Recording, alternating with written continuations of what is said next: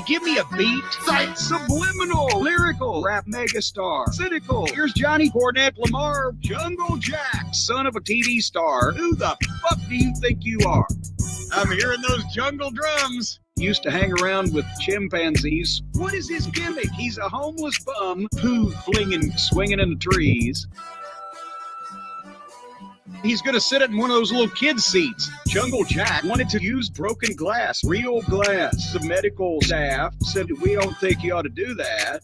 This is where this fucking clown's head's at. Lil Jack got his panties in a bunch, so it was brought to CM Punk. He said, we don't do that on Saturday night. They're going to Wembley. He grabbed him by the goozle pipe. Real glass. You dick lick. He did not punch a person. He choked one little nitwit. Curly-headed, entitled little prick. What'd you think he was gonna do, dipshit? Ride me a river. Mine for wrestling of a slug in a sewer. You're not a TV star. You're tired. What the fuck? He looks like a minor.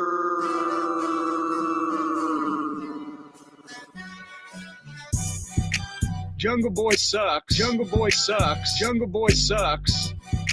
Jungle Boy sucks. Jungle Boy sucks. Jungle Boy sucks. Don't run your fucking yap. Don't fuck around and find out. Jungle Jack, what, you gonna do something about it? Yeah, apparently. Oh my God, he grabbed me. Tony ended up firing his biggest star. Punk should send Jack off a Christmas card. Look in my eyes, what do you see? CM Punk to the WWE. What's Jack Perry gonna fucking do? Tony, fire the fucking little goof. Arrogant knob, indie nitwit. Here's your contract, Jack. Rip, rip, rip. Tony went, he made me mad. Send him another check, but don't let him come back. Jungle Boy sounds fake and like a dork. Runs and hides because he doesn't like to talk.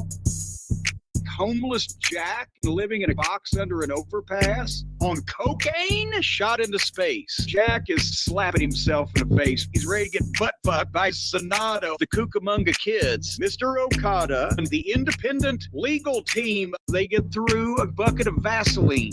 Hey, scapegoat, Nanny Goat, Billy Goat, Rick. Hey, Sweet Chin Music, you're a fucking kid. Hey, he caused the thing with CM Punk, which he did. Hey, this place is a joke. You're a clown, and I quit. Hey, he's got very feminine hips. Hey, he might look good in a bikini, bitch. Hey, Jesus, I'd want to snatch him around the neck. Hey, bland, boring, mumble mouth dreck. Hey.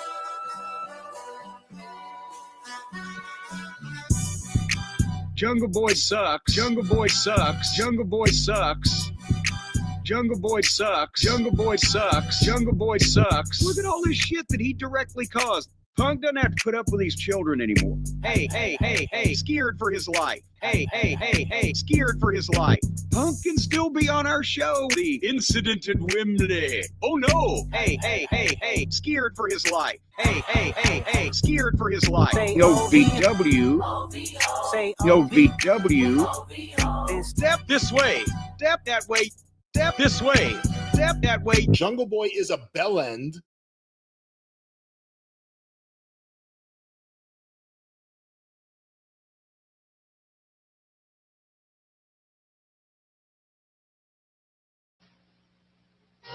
Get a Life is brought to you by Foot Locker, America's most complete athletic footwear store where it all begins. In trying to make an artistic statement, one should be careful not to let one's personal aroma do the talking. In order not to offend the critics, I recommend Right Guard Sports Stick. It provides maximum protection and the freshest scents, a sublime palette of odoriferous emanations. After all, a true artiste should be remembered for his inspiration, not his perspiration. Right Guard Sports Stick. Anything less would be uncivilized.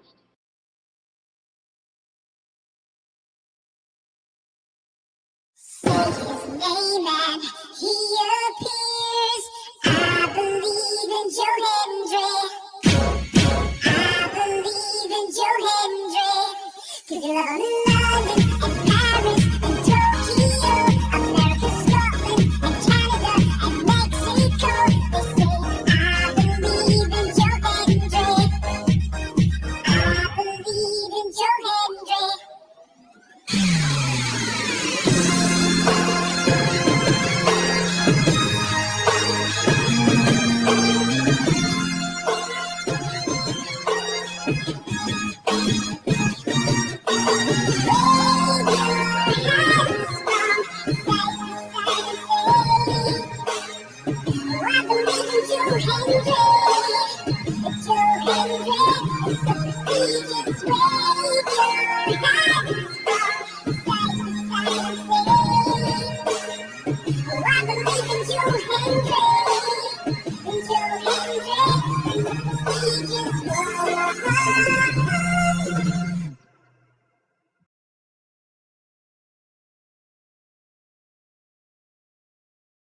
So, hairline. I have Paul London imitating Aubrey Edwards. You want to watch that video? You want to watch? First war games Yeah. I got to be part of, got to be my team. You got to win the match, pin me. Is that what happened? Yeah, you didn't even need to pick for, oh my God. I didn't know it was you. JD took this crazy RKO. That's it. We're done, guys. Let's go. No, There was more. no, just like you had to. Yeah, Hogan must pose.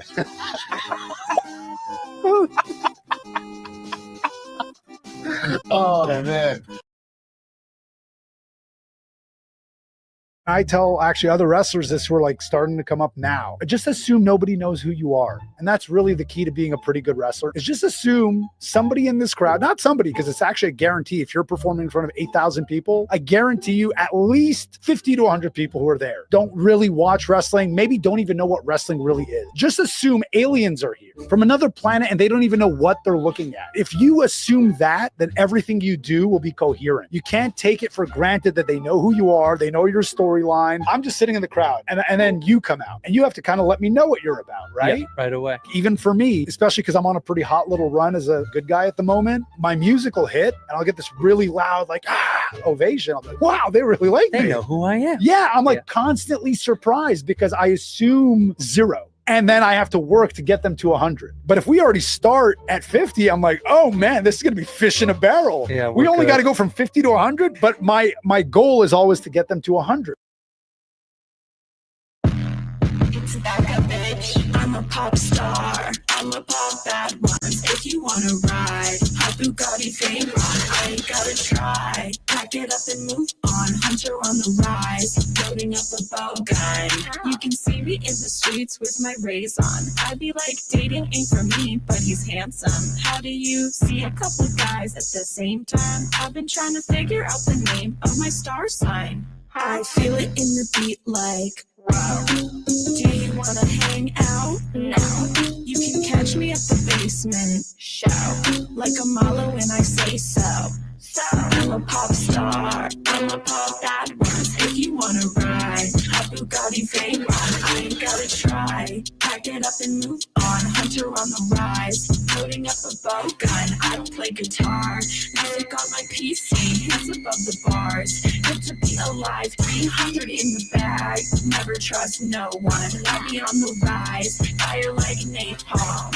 You can watch me go to space, but you can't come. I'd be like living for the gram and the income. How do you know a thing about what it feels like? I've been out you looking this good with my hands tied. I'll take you there. I'll get Is this thing on? Is this thing on? Testing. 1, 2. Testing. 1, 2.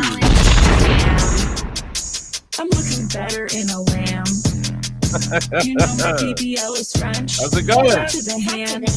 I'll rat you out and send your We're almost asses ready, in lad. hand. Let's go. I'm a pop star. I'm a pop bad ones. If you wanna ride, a Bugatti fame on. I ain't gotta try. Pack it up and move on. Hunter on the rise. Loading up a bow gun. I don't play guitar. Music on my PC. Hands above the bars. Who's ready for PWT run-in show? Never trust no one. I be on the rise. Fire like napalm.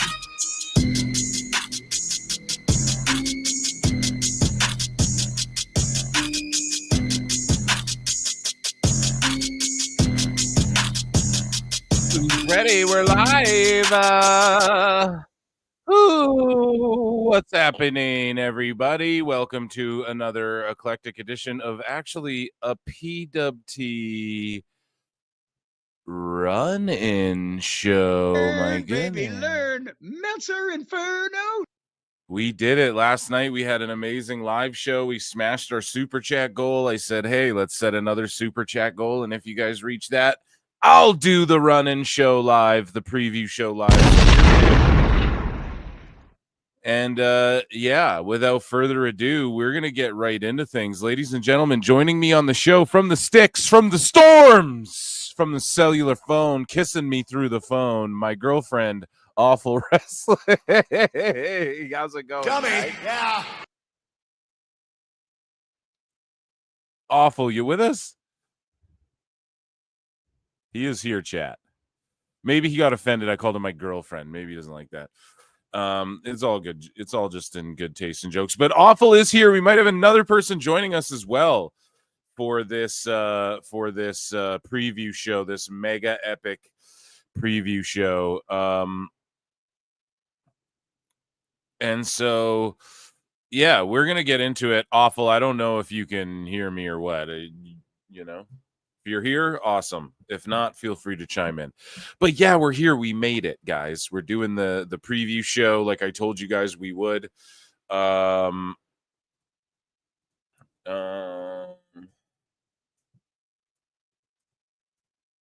so there we go. Okay, sorry, just off screen here doing some stiff. All right, and no audio. And can you guys hear me? You can hear me, right? Testing 1 2, testing 1 2, testing 1 2. You guys can hear me good? No, yeah, yay, no, yes, no. Let me know, chat. Off to a great start, Phil.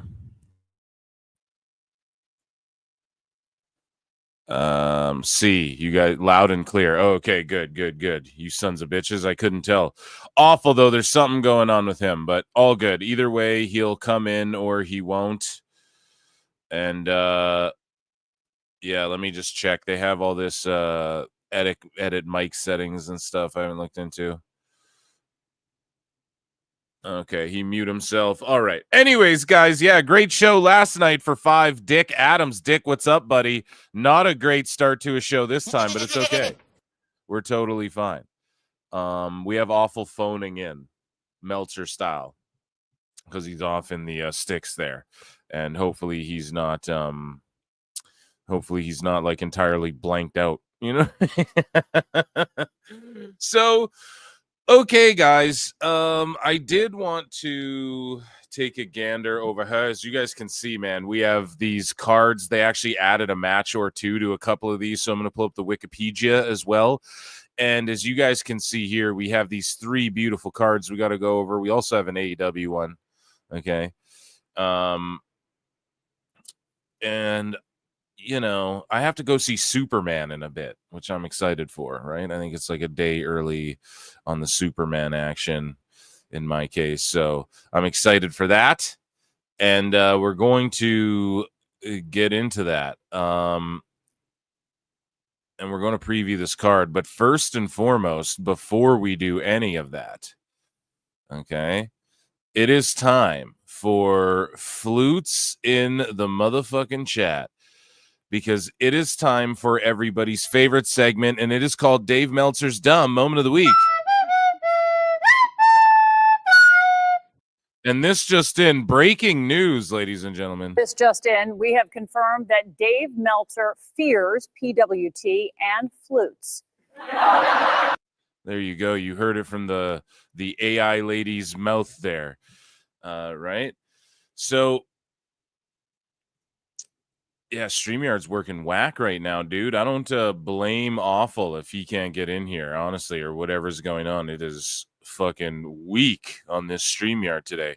It was giving warnings too. It's like, hey, our new update has problems with like Chrome and this, and it listed like 12 things. I'm like, well, fuck, that's amazing. You guys rule, don't you? Anyways, Anthem Sports Group President Carlos Silva spoke to JohnWallStreet.com about his plans to grow the promotion as it receives increased exposure from its partnership with WWE. Dave Meltzer had this to say. TNA Wrestling is hoping to secure a new media rights deal. Anthem Sports Group, Carlos Silva spoke to John Wall Street about his plans. I'm actually not sure why this is in here. This is just Dave doing some good old reporting. I mean, the picture's kind of funny. The picture's kind of funny. if it's not glitching out for you guys. Awful, what's up, my dude?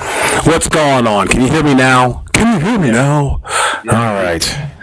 For some reason, my mic was fucking up. I'm not really sure what's going on. Hopefully, I won't sound like a robot and all the other dumb shit. No, just like you're working at a Burger King drive-thru or something. That's all. Is that what it sounds like right now? I mean, what do you want, motherfucker? Fries with that, motherfucker? Surprise, motherfucker! Well, I need a milkshake, and you back up from that microphone, dog. All right, I'll back up from the microphone. Hold on. How about now? Do I sound better? Okay. Way better. Yeah. All right. Okay. So here we go. Dave Meltzer had this to say here, or Brian Alvarez had this to say. So this is actually a Try and Brian moment here. You're just in time. So WWE is reportedly still planning more counter-programming attempts against AEW after this weekend. Alvarez was told that if you think WWE learned something, or maybe they decided counter-programming isn't a good idea, no, we've got more coming. At any time, you're going to hear about the next WWE battle versus AEW. The next counter-programming attempt, we'll be hearing about that very soon. So what does he mean by, if you think WWE learned something, what the fuck do they need to learn? Nothing that I know of. It's business, baby. I mean, this is what happens when you pretend that you're the number one company in the world, and you're actually number 2 or 3 or 4 in some circles. And you've awakened the bear. And now, because remember, it wasn't too long ago that Triple H was a bald asshole, and that the WWE was, what was it, the Harvey Weinstein of professional wrestling? Yeah. I mean, come on now. Exactly. And the bald assholes comment. And, yeah. Let's not forget about the scumbag sheets that he used to be a part of. I mean, Coach Tony K, he wrote some scandalous list. So. Yeah. No, you're absolutely right. Okay. So I think I just adjusted your mic on my end too, and it sounds super crispy clear. I'm super pumped you can do that now in StreamYard. And if awesome. you could before, thank God. Yeah. Yeah, and if you could before, I'm just a redact and didn't realize you could fucking do that. So that's amazing. Anyways, though. So great point though. And speaking of number 2, we're about to number 2 all over this All In card once it comes up. But, I'm convinced Brian Alvarez hates him, is what Meltzer said. What the GOAT says here. Let's take a listen to this clip as Try and Brian can try no more. It seems with Dave Meltzer and his buffoonery.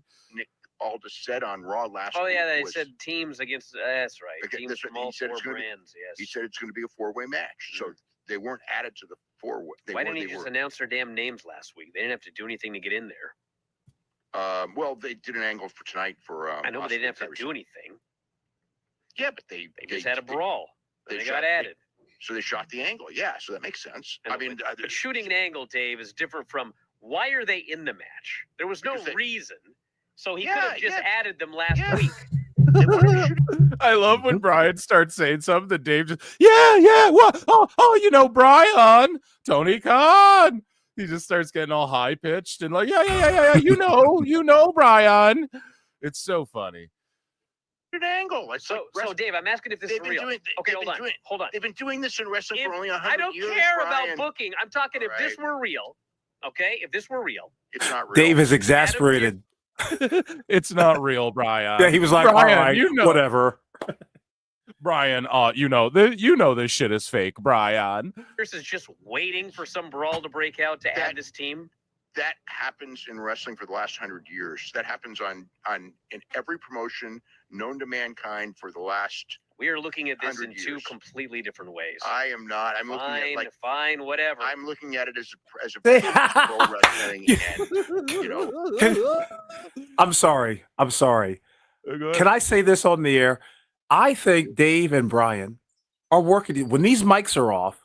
Yeah, they must laugh like little school children, like we got them. Because I don't think this is like it feels like it's a put on. Because remember, their subscriber base is going down. They're not as popular as they once were. So let's do a little bit of banter going on. Kind of like what me and you had planned to do today. But I'm too friendly. Yeah, well, listen, man. My whole thing is this. I was debating this a little bit with MJ from NJ today, and it's like to me, he's just entering lolcow territory, right? Like I brought up how, Brendan Schaub, if you make videos hating on Brendan Schaub, you get more views than Brendan Schaub's podcast does. Joe Matarese, for instance, he's a lolcow. When he goes live, he gets 3 live viewers. If you make a documentary about how Joe Matarese is a lolcow, it'll get 300,000 views. You know what I mean? So he's entering that territory where he's just spiraling. He's at the peak of the fucking roller coaster. He's on his way down and the ride's about to end, Think he's conscious of it? I do think that there's a bit of, because everybody who does this internet shit knows, and awful, there's a bit of they get off the air, and I agree. They might chuckle like, oh, that's going to upset a lot of people. And then they just move on. He's not sitting here dwelling and stewing over this disagreement with Brian. He knows it's just going to get him clicks. He knows that we're going to play flutes over here and laugh at it and shit. But at the same token, I think they're genuinely arguing. I think Brian genuinely is just tired of fucking, he tries to go, well, Dave, what about Brian? I think he's just getting tired of that shit. And Dave is saying here, he's like, no, I'm just looking at it as like a wrestling observer. This is what he's trying to explain. He doesn't even have a word for what he's trying to say. As if it's pro wrestling and, so if you're Adam Pearce, you were just going to wait till two people got angry with each other? How many times do they add matches while the show is going on and you would go, oh my God, there's no main event? He just added Sol and Zarya. They didn't do anything either. I don't. And you asked about that one. I don't know. Why would they? That's why I figured they were going to shoot an angle on NXT. Then they didn't. Then the first thing when they announced it was like, wow. Wins and losses don't matter at all because the last time Sol and Zarya wrestled, which was last Tuesday night, they lost to Izzy Dame and Tatum Paxley. So it didn't matter because whatever, I don't know how they'll announce it, or how they'll make sense of it, but it obviously doesn't matter. It's just, whatever. We've got a battle royal for the title shot. Brian's so fed up. Moving on. Oh, I love it, dude. And it doesn't matter. Dave is right. But again, the whole wins and losses thing, just when he brings that up, it's so funny because it's like, all right, man. And I know he's kind of defending WWE there, but it's like, come on, dude. Tony fucked that up worse than anybody, and you never say that about him. Red Velvet got a dud from Dancing Dynamite Dave in Arena Mexico. So Red Velvet had this really super botch-filled match we watched clips of on this show with, I forget who, in CMLL. And they had a Ring of Honor pure women's tournament. And the winner is to face Red Velvet, the ROH Women's Pure Champion, at Super Card of Honor this weekend in Texas. We're not previewing that card. Maybe we'll breeze through it. But now that whole shit has to be shifted around, and there's a new main event or a new main match of that tournament or something because Red Velvet's out, right? She hurt herself in this Mexico match. Right? Dave Meltzer, isn't Red Velvet the one who would always botch the moonsault? Yeah, absolutely. Okay. She couldn't do the standing moonsault. Just checking. Yeah. And I keep saying she needs NXT like a year ago. It's way beyond time that she gets the training she needs. But she is stepping it up and she's putting the work in. But again, she gets hurt. And Dave Meltzer said her last match took place in Arena Mexico at Fantastica Mania on June 20, where she defeated Kira in a match.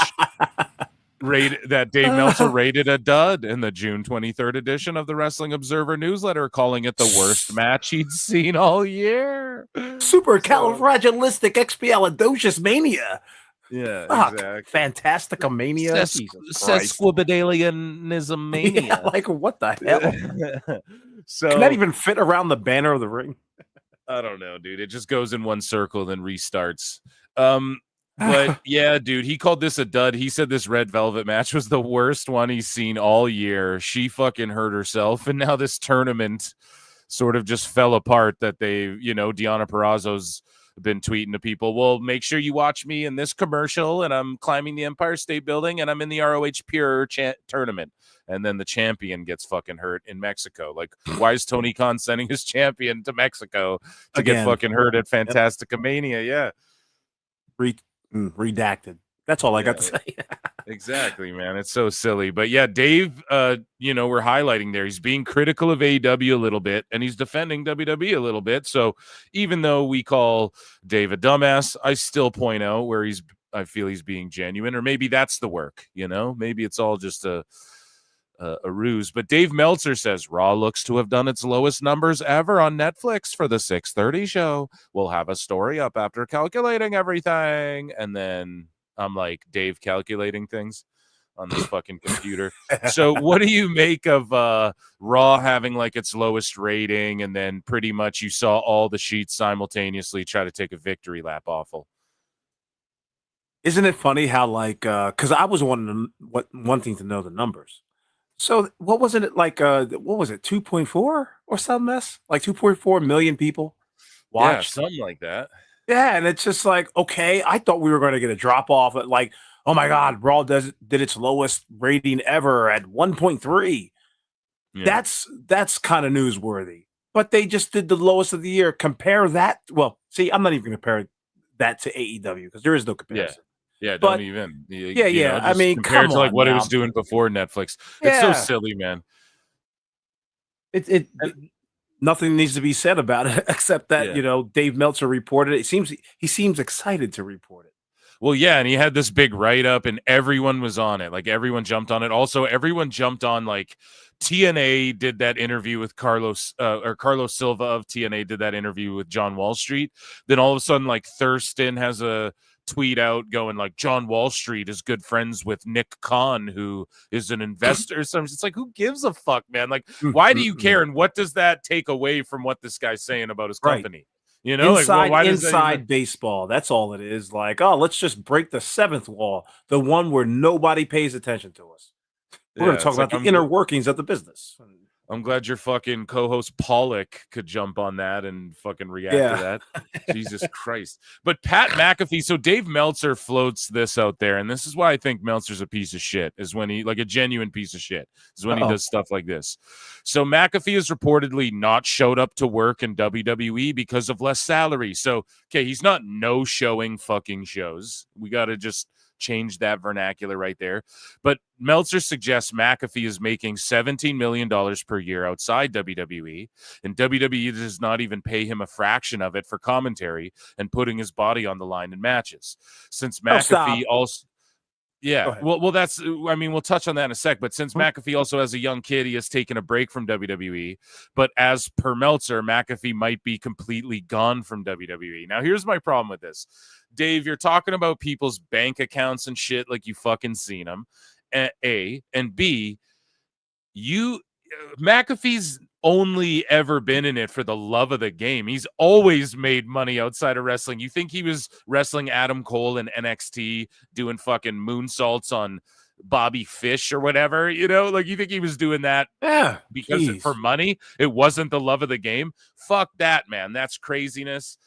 This is what it is, man. It's summertime. He wants to hang out with his kid. McAfee's always had the ability to say, I'm going to come to work at this time. I'm not going to come to work at this time. Definitely money's a factor when you're traveling around. But, bro, for Dave to like, oh, he's not showing up because he didn't, he's not making enough money over there. It's like it's not about even the money. So that's such a dumb thing for Dave to even when you have less dates to do a broadcast, you get paid less money. It's just as simple as that. Yeah. I mean, if the man was scheduled to be on Raw 52 weeks a year and he was only showing up at 20 of them, it's a whole different ball game. But we're talking about a guy who apparently just has a little child on the way, and he's the second biggest, richest mark in wrestling next to Tony Khan. So you're exactly right. He's doing it for the love of the game. Like, he doesn't have to be there. WWE might be pocket change for Pat McAfee. Yeah. He's just doing what he loves to do, and it's fucking summer, and he's like, I want to take this summer off, and I bet WWE knows that, and Dave is just speculating. Yeah. Anybody who's a big fan of wrestling, I know I would take the money. I know you would, and anybody listening would take the money too. Like, hey, you want to do a broadcast of Raw for, hey, $17,000? Hell yeah. Yeah, fuck yeah, dude. So, 100%, man. And like Yeah. Dave doesn't understand. It ain't about the love of the game. This is what I'm saying too. Like his Right. whole mentality is all just about the money, but then they try to project that's like some WWE shit. We see everybody touting like, oh, the 3 million gate, and oh look, there's a whole bus with AEW on it. And I tweeted out like, so corporate bullshit is all good if AEW's doing it, but not if WWE's doing it. Exactly. Great. And when those numbers dip down to almost to non-profit, or excuse me, no profits, I mean, Dave's got nothing to say on that nonsense either. Yeah, dude, and we're talking about like motherfuckers who go to AEW and it's like, I love wrestling, bruv. I love me some graps, bruv. The real pro wrestling, the love of the game, bruv. I'm gonna work 4 days a week, bruv, and take 8 million and just, you know, go to 11,000 seaters and there's 1,200 people here, and it's like, okay, is that really? McAfee was somebody before professional wrestling. That's for damn sure. Yeah, and he was making money outside of it, so he's not, he's making all those dates for the love of the game. But shout out McAfee and fuck Dave Meltzer for that stuff. Dave Meltzer has this to say about WWE seeing Nikki Bella as a bigger mainstream star than Rhea Ripley. Of all the people that are on the show, okay, do you know who the one is that they're sending to Good Morning America and they're sending to Nikki Bella? Nikki Bella, yes. So of all of the stars that they have, the one who they think is the biggest mainstream is not Rhea Ripley, it's Nikki Bella, which I'm not arguing. Well, maybe they also think that she's got the most experience doing things like this because she's done like 75,000 TV shows. So is Rhea Ripley. Rhea Ripley's done 1 million interviews. It's not 1 million interviews. No, that's not the same as the things that Nikki Bella's done. Hosting, okay, could Rhea Ripley host Barmageddon right now? No.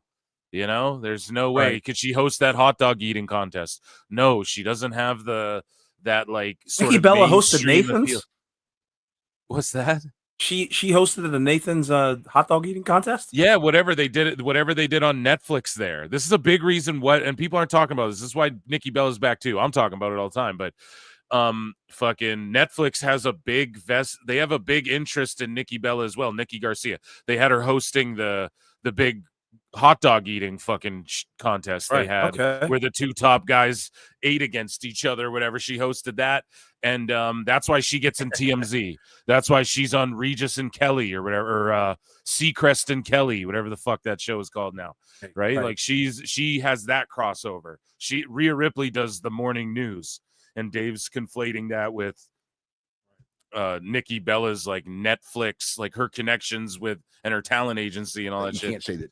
I just thought it was interesting, you know, whether it means that they couldn't get Rhea Ripley on the shows or they just, for whatever reason, felt that Nikki Bella's a bigger star to the mainstream. But I would have, well, you know, when you get a chance to be in front of like the big mainstream things, I would always push out the, you know, someone who's going to be there. You didn't push out anybody, motherfucker. Listen to this guy. But, like he's never booked shit. I thought it was interesting picks. And here's the thing too, he's just talking out of his ass. So I respond to this and I say Nikki Bella was going to fight a tag team champion in a singles match and is now in a battle royal as a backup plan. Rhea Ripley was always slated for the women's world title match and will likely win. And I threw this out there, likely win, because they're going to do some shit to shock everyone. Now I'm starting to lean towards we're going to get AJ Lee back. They just uploaded her thing on the Vault, like the history of AJ Lee or whatever. And she teased it the other day. I just think that's too many coincidences for her to not show up and like at least be on commentary or come out or something. I don't fucking know, but what WWE's trying to do with Friday Night SmackDown, Saturday shows, Sunday and Monday Raw in Texas, by the way, they're just trying to do shit to steal headlines. So each show, you're going to see something where we're like, holy fuck, you know, Santana's exactly, win the Phil. TNA. Yeah, and then it's just going to drown out all the chatter about AEW All In. That's the plan. That's the whole thing, Phil. It's not about Saturday. It's not about Sunday. It's about that Monday.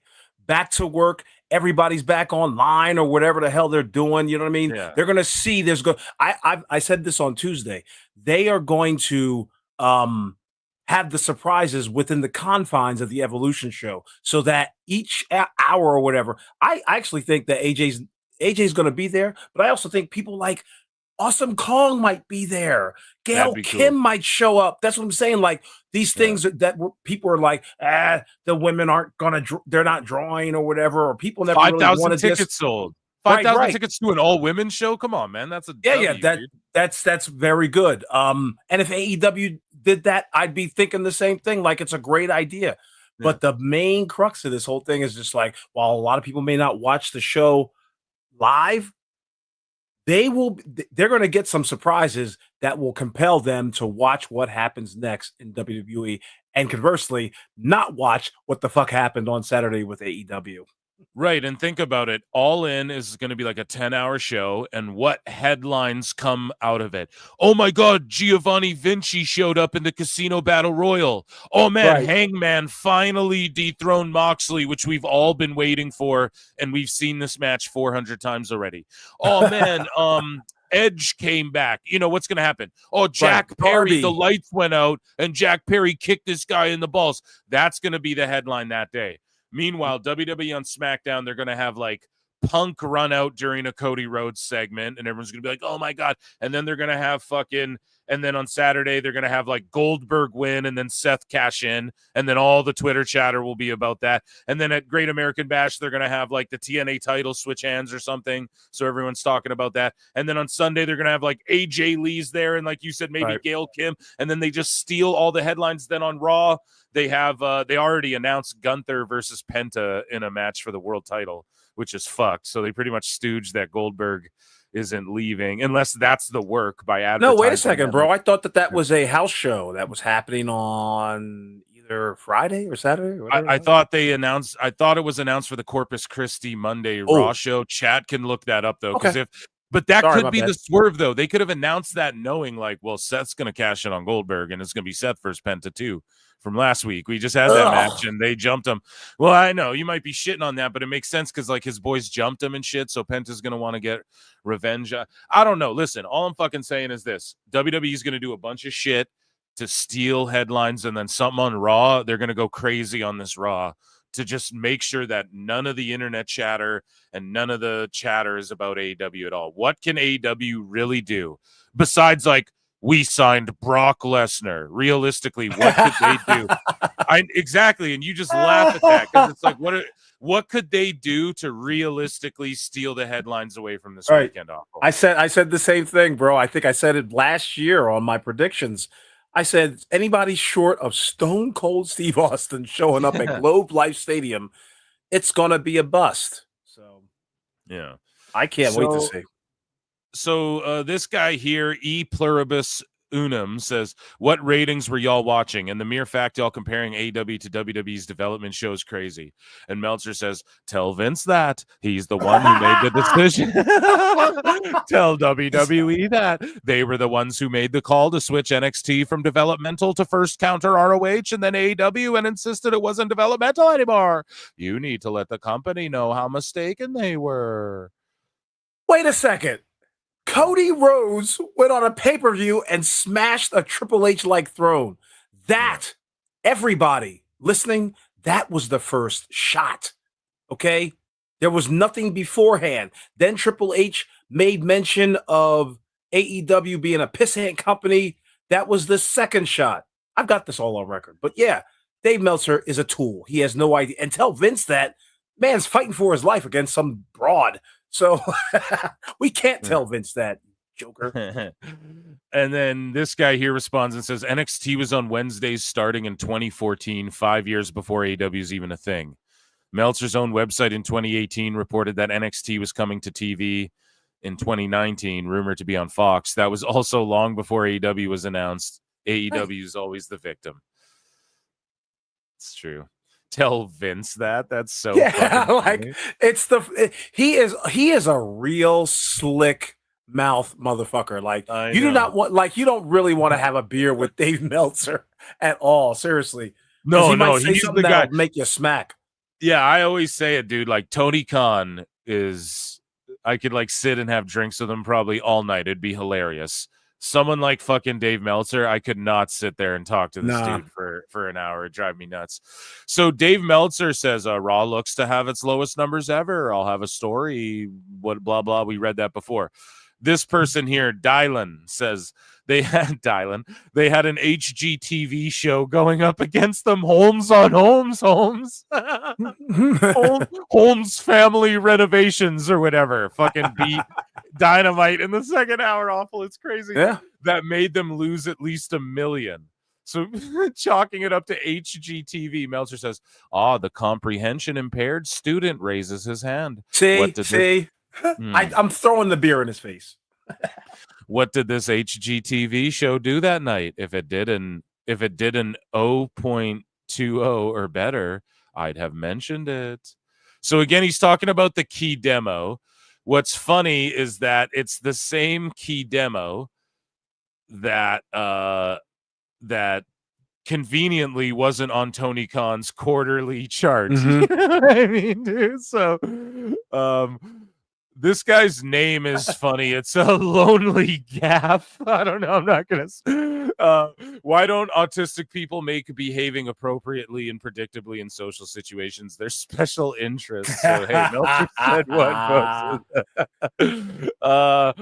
Okay, so Dave Meltzer says, responds to this tweet here of this guy who says, I mean, no disrespect when I say this, but could you point out some of the successes? And Meltzer goes, it would take, and about AEW, the successes of AEW. Are you guys ready? He goes, it would take me all day. Business, $2 billion valuation. No, wasn't it Dave who gave it the $2 billion valuation?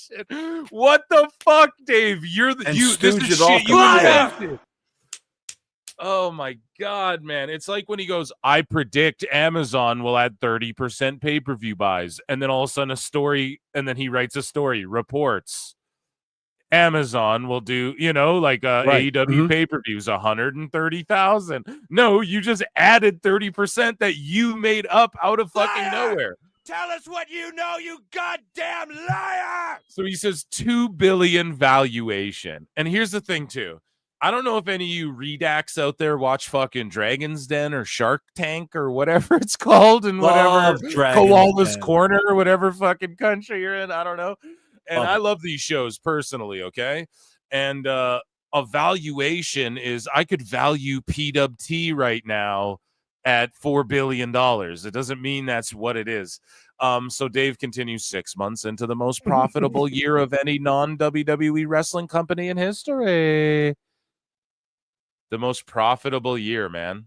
Do you believe that? 6 months into the most profitable year. Do you think they made $1? They haven't made 1 penny. I think you said it yourself, Phil. The amount of money that they just got on the All-In pay-per-view or the All-In attendance could pay John Moxley's goddamn salary for the year. Yeah, Edge for the year or whatever. Yeah. So he says with only 1 pay-per-view below 100K and 2 over 200K. I do not believe any pay-per-view went over 200K. I am fucking Meltzer. He slid that in there, didn't he?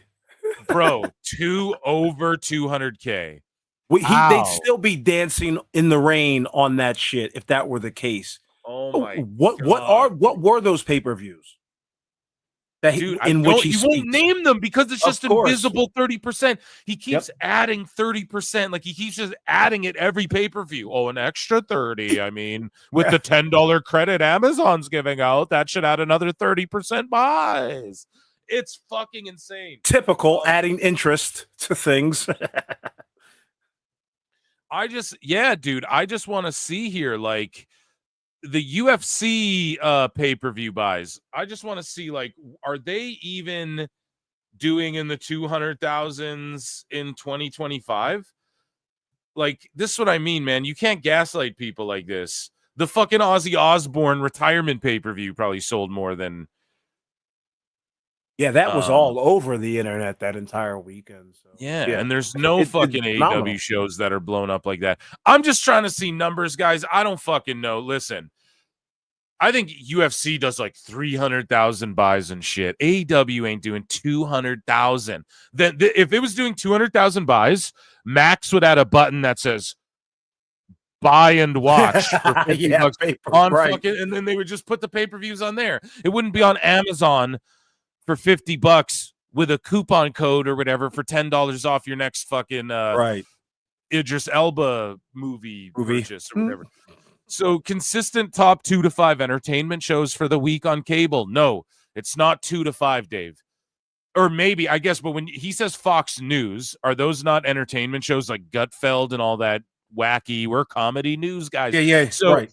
he always says Fox News, but that encompasses like 6 shows all the time. He And just not lost to mention, Phil, not to mention the difference in ratings between the number 3 program possibly and AEW is at least 1.5 million people. Like, give me a break. Fox News, they're averaging like 3 million people.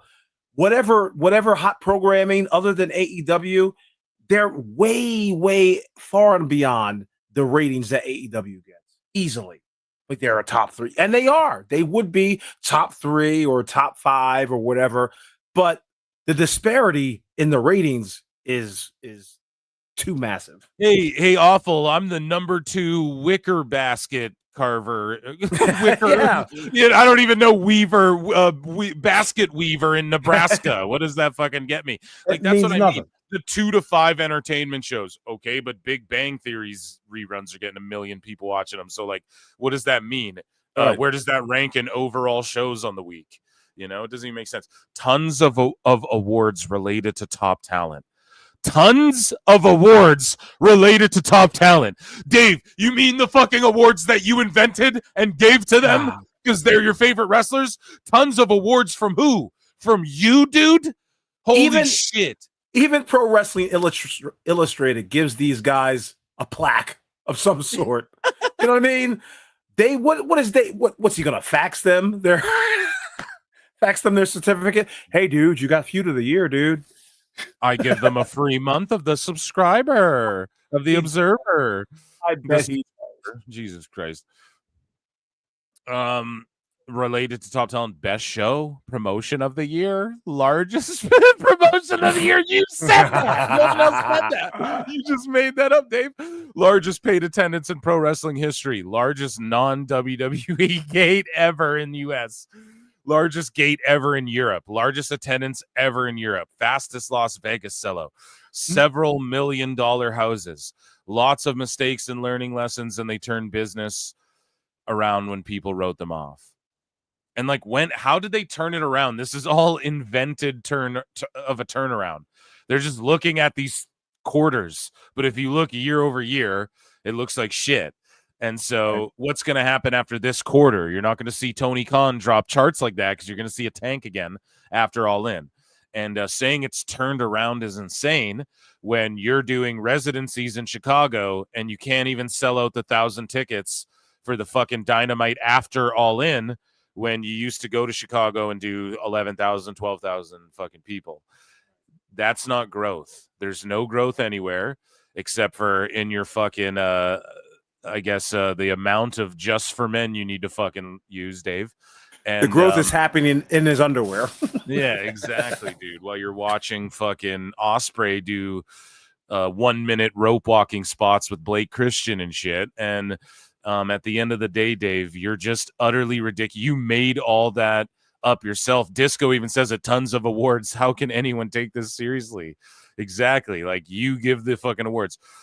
Dave here. So Dave says this: I give one award, best box office draw, and I have a major hand in another, the Shad Gasper John Huber Award, which I'm guessing you have no clue about to begin with. Everything else is voted on. If you were an honest person, you'd apologize, but I'm betting you're not. See, these fucking narcissists, man, they just want you to apologize. They all do that. Apologize to me. Apologize. You little sandy bitches. And then, like, everything else is voted on, by a bunch of marks that you fucking influence. The only people that will tolerate you in 2025 vote on this shit, Dave. Yeah, and he makes it seem like it's a 3 million, people poll. It's 700, 800 people max voting on this. I think it's less shit. than that now. Yeah, I think it's probably. the numbers have been falling off every year. Pardon me. And he also influences these people. Like if they're following the Observer to even get one of those, hey, do you want to vote on our things? Then you're obviously influenced by this fucking idiot or align with the minority on how, like, what wrestling is. So the awards are meaningless. Like, that's at the end of the day, Dave. It's like if you got 300 Christians in a room and we're like, what's the best religion, guys? No Muslims here, you know? So Disco says, could you explain how your newsletter awards are a tangible metric for success? It's so true, dude. Shayna Baszler has, so this is what Dave had to say. This is how fucking dumb is. Dave doesn't understand how independent contracting works. He says Shayna Baszler has reportedly not taken a job backstage in WWE, despite being listed as a producer for Kalani Jordan versus Lainey Reed on Tuesday's NXT. Baszler is said to have been an agent for other matches in NXT, not just Jordan Reed. However, that one was the first that has been reported on. So what are you even talking about, Dave? So Dave says the story was made out to be bigger than it was. She has been at NXT tapings. She has agented other matches, but this is the first one to come out. But it's not like she's taken a job as an agent. She's doing it since she's around and they've asked her. So Dave, so she took a job as a producer and a fucking agent, you stupid idiot. What is wrong with this man, dude? Dave Meltzer has never heard the word interim before, ever. Oh, man, I really don't fucking understand it, dude. He's just sitting here like spurging out. Dude, it's insane. He's like, so she's agented and produced matches, and she produced that one that came out, but it's not like she has a job producing matches and stuff.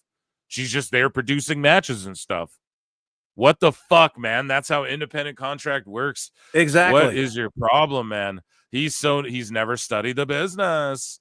He's just spiraling. So in our last fucking clip here with Dave Meltzer, Meltzer said what says, after missing out on getting to go to AEW All in Texas, Dancing Dynamite Dave has his fangirl heart crushed when he realizes that WWE have once again foiled his plans for a CMLL family road trip by running SummerSlam the same weekend. So here's him crying about SummerSlam being on the same weekend as CMLL. I mean, the one thing, you know, like Takeshita and you know them, and you know, there's Mexican teams that they could put together easily from CML, Mystico and Máscara Dorada easily. By the way, I oh my god, between the fact that I'm not, oh my god, like look at her butt. He's such a valley girl. That's it. He is, man. He's just a fucking Southern Cali Valley girl, dude. Because of WWE, you know, because I can't do it too much in one weekend. I'd miss the WWE shows, so that's fine. I mean, it's going to be like that forever. I get it, but on August 1st, they have Mystico, Máscara Dorada, and Bandito in a 3-way. And Tijuana, and Ultimo Guerrero against Mortos. Oh my god, dude, it's hilarious. He's like, oh, I can't believe I don't get to see this because of TK O'Brien. And I was just like, I'm going to Tijuana.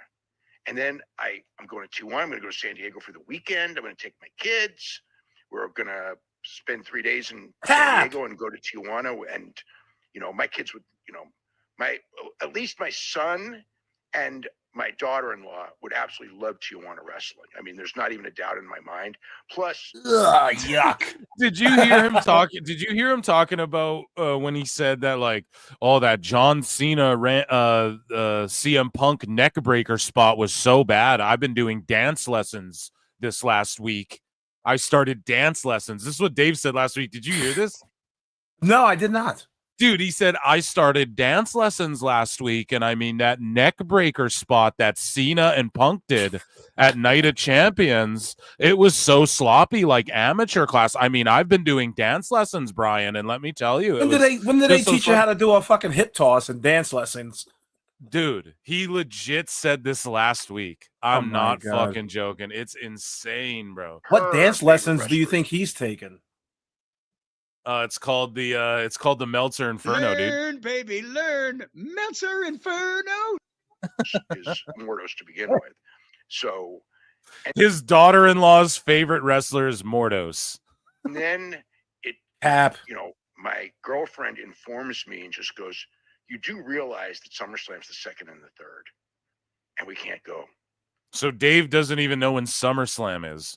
And it's just like, God damn, this WWE, they're running so many big shows, and I can't go.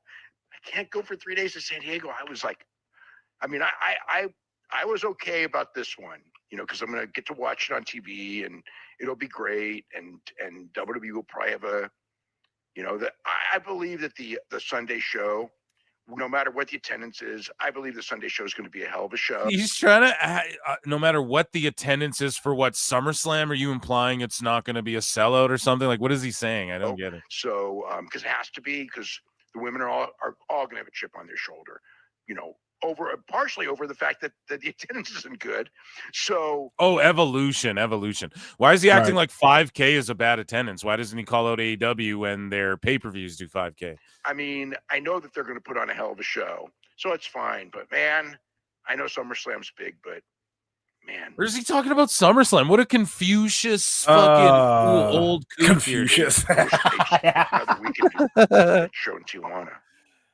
All right, very quickly here. Alvarez is like, what the fuck are you Again, talking about? Brian is like moving the fuck on. Forget what Well, was just ladies said for and- like the last 30 seconds. Ladies and gentlemen, This just in, we have confirmed that Dave Meltzer fears PWT and flutes. What the hell? that was Dave Meltzer's dumb moment of the week, ladies and gentlemen.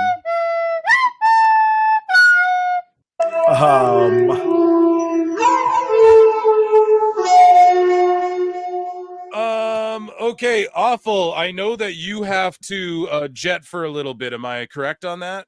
Yes, and we all know why. We all know why. So well, if you need to pop in a little bit, I have someone else rotating in a moment or in a little bit here, I believe, anyways, as well, who's going to join us. Me? But send me in the private chat. I'd love to know.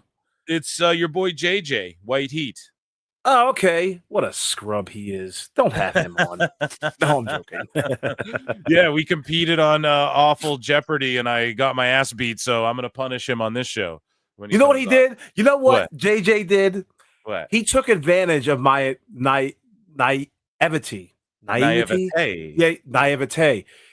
He knew that as soon as the question, or excuse me, the answer on the Awful Jeopardy board showed up, he was going to hit the button because I didn't have the settings placed, whereas where it's just like there's going to be a time limit on when you can hit the button. Well, you know what I mean? Awful. Yeah. For real. I was waiting till the whole question was read before I hit the fucking thing. So like, I'll come play again if you want me to, but like, I take my licks like a champ. I told you we'll have another round for you. We'll have a more modernized version. But I put me against other losers. Put me against other losers is like a wild card. Oh yeah. Okay. Yeah. Do Tournament that, man. of losers. Yes. So then that can be a wild card winner advances because I can take my licks. It's no problem. But yeah, dude, I swear every time I hit the buzzer, someone else was already buzzed in. There was times where I wasn't letting the question finish and I was fucking clicking it. Yeah, and it was not going for me. And then the one that I actually was the first on, I didn't even know the answer. I just clicked it as fast as I could. You know what I mean? So I was like, I don't fucking know, and I got it wrong. So it was terrible. I appreciate you having me on that, though. Yeah. And Thank I'll you come very on much again for sure. And I appreciate you coming on this. And if you want to run in a little bit later on the run in, you are more than welcome to do so. Immediately after the ratings videos drop, yes, I will be here. All right. Excellent. Okay, so guys, make sure you check out Awful's ratings videos at Awful Wrestling on X, at Toonie Wrestling on YouTube as well every Tuesday night. And yeah, his ratings videos are coming, so make sure you guys go and check that out on his socials. Anything else? No, bro. I will be back. Thanks. Peace for the chat, by the way. Yes, absolutely. Okay, that was awesome having Awful on. I know he's a busy guy. Just appreciate him coming on, and he'll be back on in a little bit. George Capture for 5. Checking in with chat now for a bit, and then we're going to preview some shows. I do have to go see Superman in like 2 hours, so I don't know. We got a lot of wrestling to preview here, and some matches being added. So we'll take our time, I guess. George Capture for 5 says the best thing that AEW has is that Darby wins the Casino Battle Royal and cashes in at the end after Mox wins. See, that would be really cool. I just feel like we're going to see something similar. But if Darby came in, here's the only problem with that, though, George. The whole fucking Battle Royal's built around MJF and your boy Mark Briscoe. However, that could just be like that could just be the through line to get them to that next match between them. I think that would be the move, is you have someone like Darby return in the Battle Royal. He wins it. He just shows up near the end when everybody has the shit kicked out of them. He comes out and he just goes crazy. Splash, senton, coffin drop, running flip onto the guy on the chair in the outside. Coffin drop, double coffin. He just hits moves on everyone like a whirling dervish, and then he just fucking pins whoever. 1, 2, 3. And then Darby gets out of there and then like relatively unscathed, like he beat himself up more than anything. And then, yes, Moxley beats Hangman and we're all like, what the fuck? And then it's like a brawl. Everyone's fighting off. Like everyone's out there. Osprey's brawling the Bumbleclaw Club. And we're like, no way, more of this same bullshit. And then boom, Darby comes out, coffin drop on Mox. 1, 2, 3 takes the belt. You go into the new era. That I think that would actually be money. That could save All In if they did that. So that is great fantasy mark booking on your end there, George. Fabio El Fabio for El Sanko says vacuum just arrived at my house. I didn't order. Thank you so much, Phil and PWT, because it's obviously from you. Man, Are you sure about that? Apparently these companies will do that now. They'll send you some shit from Amazon, right? Like some other third, like they'll get your information type shit. They'll send you something from their company on Amazon for free. You use it, then review it. Then you go on there and go, oh, I got this. Like they know if you get it free, you'll go and give like a 5-star review, and then they can shill more of these things or whatever. Also, Amazon's messed up and shipped things incorrectly before. Companies have done that. It's not unheard of. But yeah, what's starting to happen more and more now is like you'll get sent something, and then it's so that you use the thing and go, oh, I'm going to go on Amazon and I'm curious. I'm going to look the product up. So I'm searching it up because I'm like, why did I get this thing in the mail? And then you might give it a review, or you're just like searching it and getting it in the algorithm and all. I'm not sure exactly how it works, but it's not like a scam, but it's like sort of a bot way to get your views and searches up, I guess, or something. I haven't looked into it too much, but yeah, I've heard of that happening more and more now. Sleuthing Reddit and shit. But a vacuum cleaner, well, that really sucks. Yeah, well, that really sucks. I worked for Kirby Vacuums for like 4 days. Hasn't been over, but the Moxley would probably retain.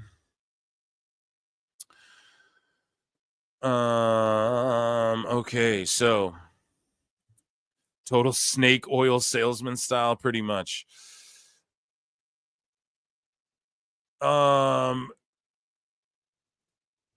Yeah, we have Ricochet. Oh, I wish I read this to Awful. I'd have loved to read this to Awful here. But Ricochet is responding to WWE TKO want to continue holding shows on the same days that AEW are holding shows so that they control the talk and momentum online. So you guys hear this? WrestleVotes Radio, Backstage Pass. You have to pay to get in to fucking watch that or listen to that, right? Except for Phil's been saying it. Right here on YouTube, live, every show. Been saying that. So you guys listening, stealing my shit? Or you just fucking catching up, right?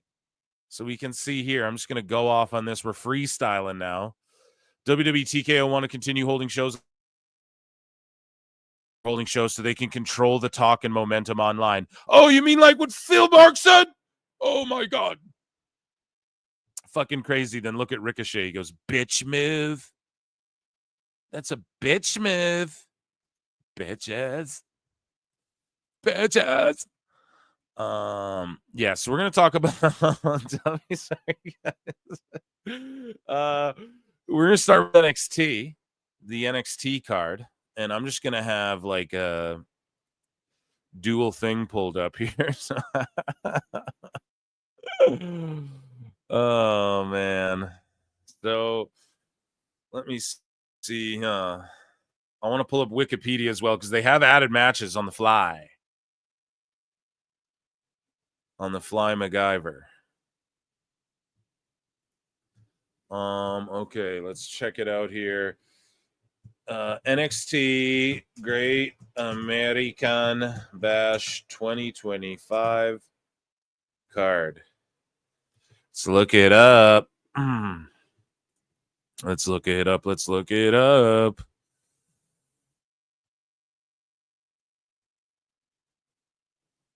Okay, so we got it right there. So yeah, I think that's about all the matches. 1, 2, 3, 4, 5, and then we have 5 on here. 1, 2, 3, 6 on here now added. So let's hydrate, shall we? Let me chug down some coffee. It's a run-in. JJ Alexander will be joining us on the show. Awful's going to run back in as well here on the run-in. So Wikipedia needs to update their shit. Any of you wiki warriors out there?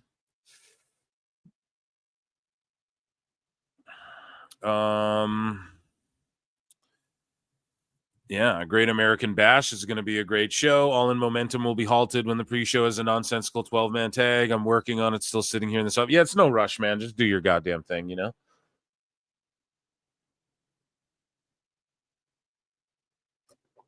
I appreciate you checking in with chat. Chugging coffee, slurping. You guys are probably not disgusted at all by those sounds, but fuck it. Okay. So the Great American Bash is going down, ladies and gentlemen. Let's play some breaking news for our first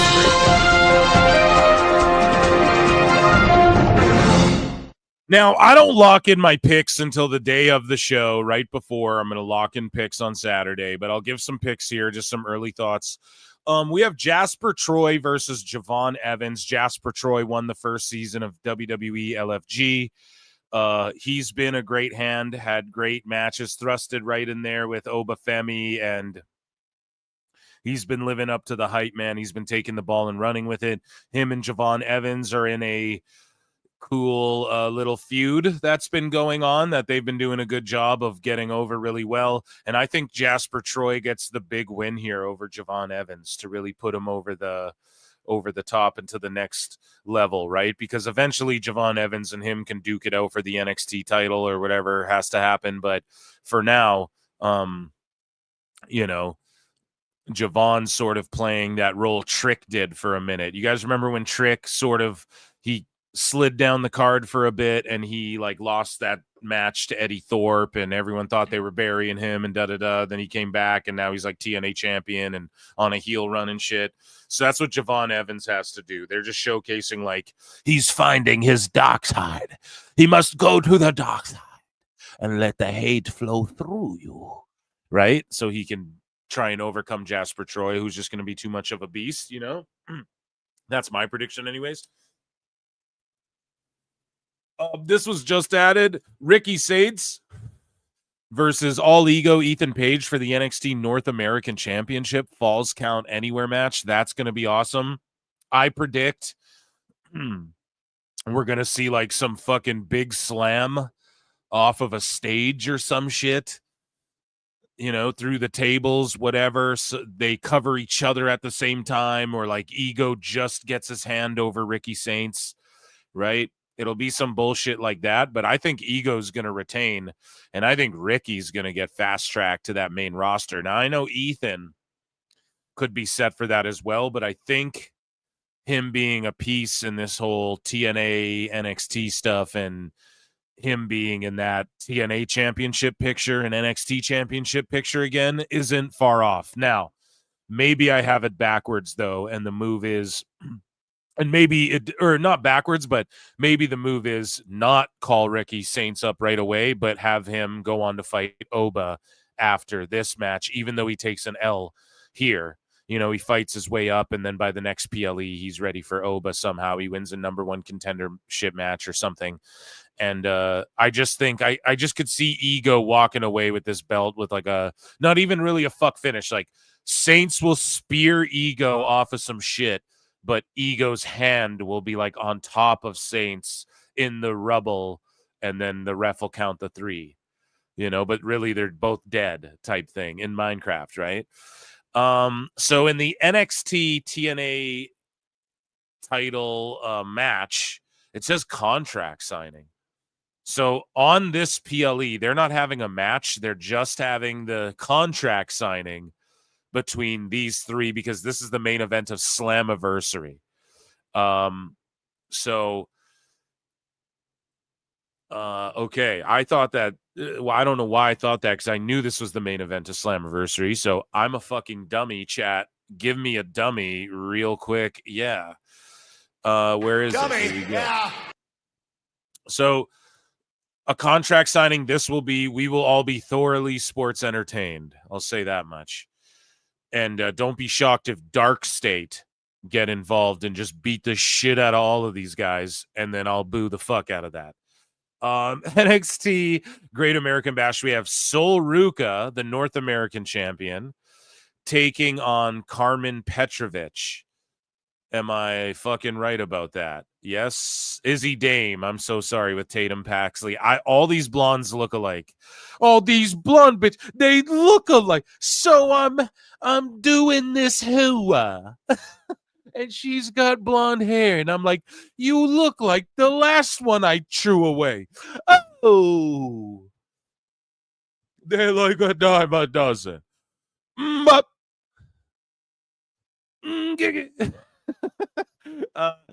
but yes, Izzy Dame, and she will have her girls in the corner, or her girl Tatum Paxley in the corner. Which again, man, they ruined the whole GG fucking Shotzi thing they had going on, but all good, I guess. And yeah, Soul's gonna soul snatch and win this one. I don't think they shockingly switched the title to Izzy Dame right now. In the tag team match at the Great American Bash, this is a tag match, right? Yeah. So Muscle Muffin, Jordan Grace, and Mariah May, Blake Monroe take on JC Jane, who's the NXT Women's Champion. This feels more like an Evolution match. They almost should have did this on Evolution and then had the NXT Women's title on this match. But maybe they figured, hey, we have 3 title matches on this, so whatever. But yeah, JC Jane and Fallon Henley with, of course, Nyx in their corner there. So that will be Fatal Influence. That'll be a good, solid tag match, I suppose. Again, we have the odd couple thing, like Zaruka, sort of, with Monroe and Grace. But it is what it is, man. We'll see what comes of this. And eventually we're going to get Jordan Grace as NXT champ. And then I think she'll feud with a Blake Monroe. Then we have the main event, dude. Oba Femi versus Yoshiki Inamura. Of course, Josh Briggs will be in his corner. And what WWE's done such a good job of for Oba is that they're giving him these matches that we expect him to win. And we know he'll likely win. And he'll probably, more than likely, 99% sure win this match. But in Amura, okay, is so over. And his fucking splash off the top is so good, and he's so entertaining. And this is going to be an awesome match. And I think they're going to have us on the edge of our seats where we're sitting there like, holy shit, Inamura might win this thing. Like, it'll come close. Femi will pull it off. And yeah, this will just be like another solid match under Femi's belt. And then at what point do they go, okay, you got to go to the main roster, Oba? You know, I think they're waiting. It's like the Karrion Kross thing. It's like, why do we call him up right now? We have like Kross sitting there that we can't do shit with yet. it'll come soon. Like there was the rumors he was already getting called up, and then nope, they put the strap on him, and he's been on like a crazy run with this title.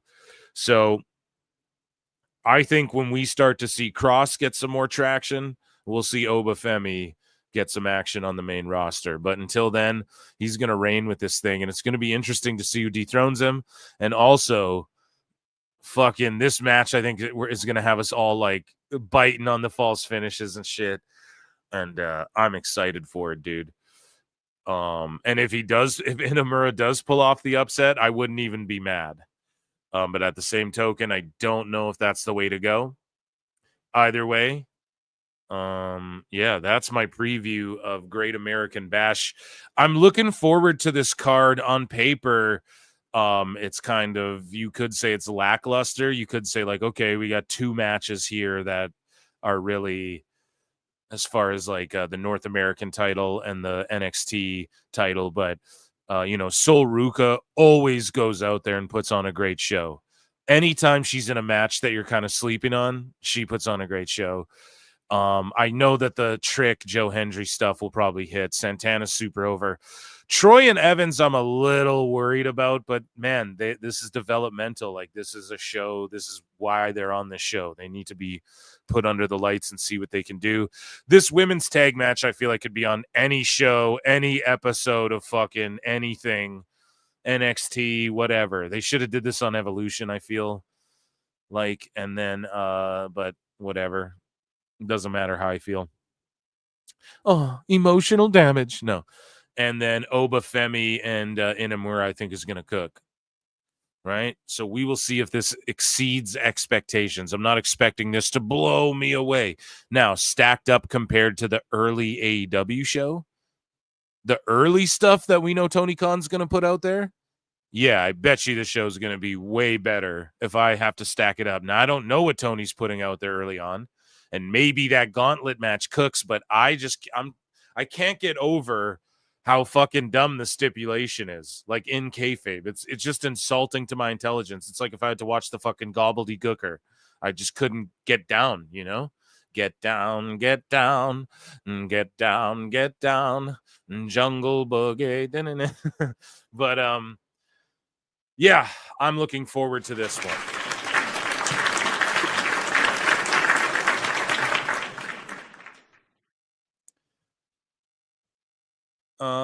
Let me check in with what you guys are saying. I think Jordan Grace, Blake Monroe versus Fatal Influences on GAB to set up the Evolution match between Jane and Jordan. I guess, man.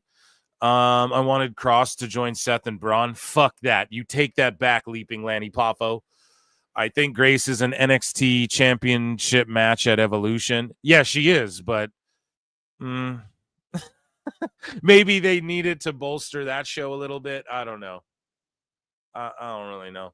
I want Cross versus Breaker at SummerSlam, and Sammy helps Cross win and turns heel. That'd be cool. Think Saint Starks is going up. I think that they are debating that. I think that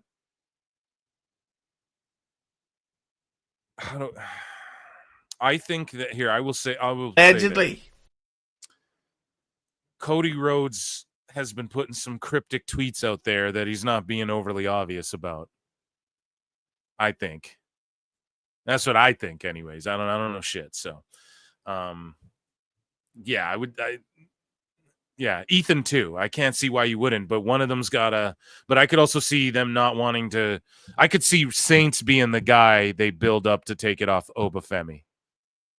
You know what I mean? Because who else is the guy that you build up to take it off Obafemi? Joe Hendry when he finally gets signed, like when he's finally fully signed to WWE, you know, who?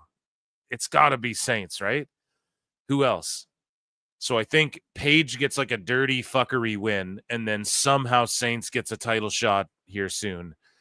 And then whatever their big PLE SummerSlam weekend is, if NXT does one or whatever, maybe he gets it off Femi, and then you ride with Saints for a bit, and then maybe Saints is, I could totally see him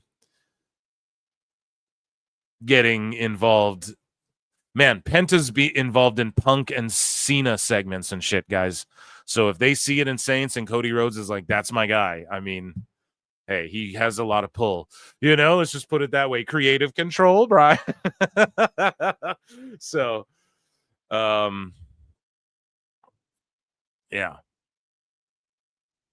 I'm also getting Blake Monroe. Okay, let's see what you guys are saying. Iguana, Evans, who, all hail the Illuminati and Phil we trust. Hell yeah, dude. Mr. Iguana, Jade Parker will win the title from Grace. And the podcast. What about the podcast? Oh, and the podcast.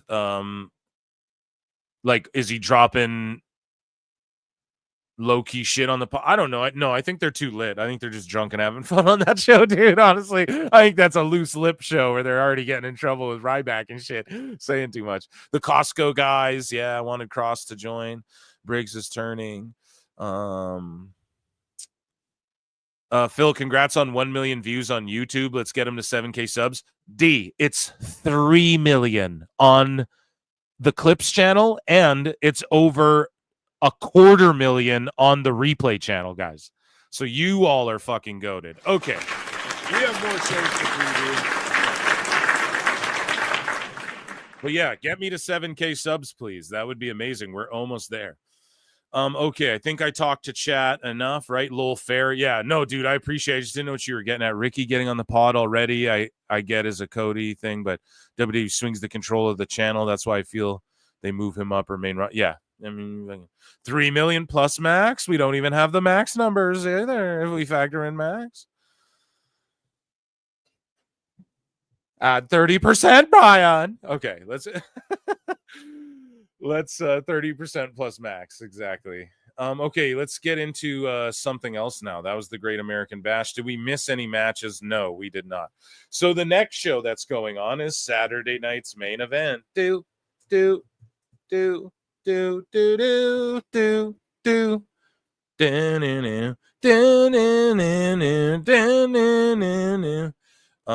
I gotta pull up the card.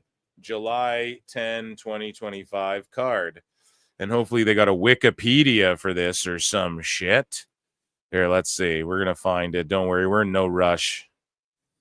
I suppose. Where is this first one? No, not the 80s. Not 85. Here we go. We got it right. Yeah. Okay. So you guys see that there? Boom. Oh yeah, that's beautiful. So I'll pull up this graphic over now. And they added a match like last minute. So we're gonna have to talk about that. A fourth match, as you guys can see there. And you guys can see this graphic here. So let's hit a breaking news. Who said this? Reviews I seen for Superman are good. Yeah. Wait till I go off on my Phil Marks Out channel about this shit. Wait till I go off, man. And not roasting the movie. I haven't seen it. I'm seeing it tonight, but I'm seeing it in a couple hours. But like, wait till I go off about these motherfuckers who spent the last how many months just talking so much shit just for everyone to be like, well, it's actually good. Yellow Flash, you gonna drop 700 videos saying how fucking good it was and how wrong you were? No, you're not. You're just gonna move on and call fucking Pedro Pascal a cuck and say that fucking Fantastic Four's woke and gay. That's all you're gonna do. It's anyways. That's a whole other thing.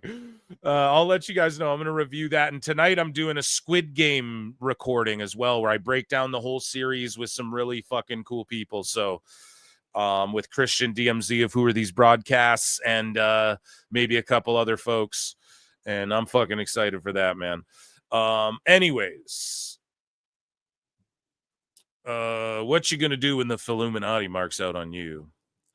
So, okay, let's get into Saturday night's main event. Yeah, I know Wolverine DX. I know he said it was fucking good, but he made 700 videos before the movie saying a travesty. Do I got to pull up his fucking channel? This ain't the channel for this. We talk about this on Phil Marks Out, but yeah, it's like, you know, for months I'm looking at fucking, it's a travesty. It's dog shit. It's aghast. Oh, gadzooks. It's a bomb. What a flop. This is terrible. Before even seen it now, he's like, oh, it's good. Well, what's your video tomorrow going to be? It's just going to be like, oh, Vanessa Kirby says she's the leader. of the Fantastic. Can you believe it? How gay is that? Am I right, guys? You know, that's all it's going to be. And it's just like, fuck. Where's your 70 videos?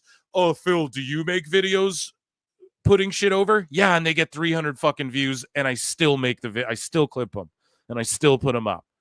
So I'm a fucking stand on my business. You know what I mean? Anyways, anyways, let's get into it. Okay. So let's get into acknowledge me for my raw ruthlessness and realness. Okay, breaking news.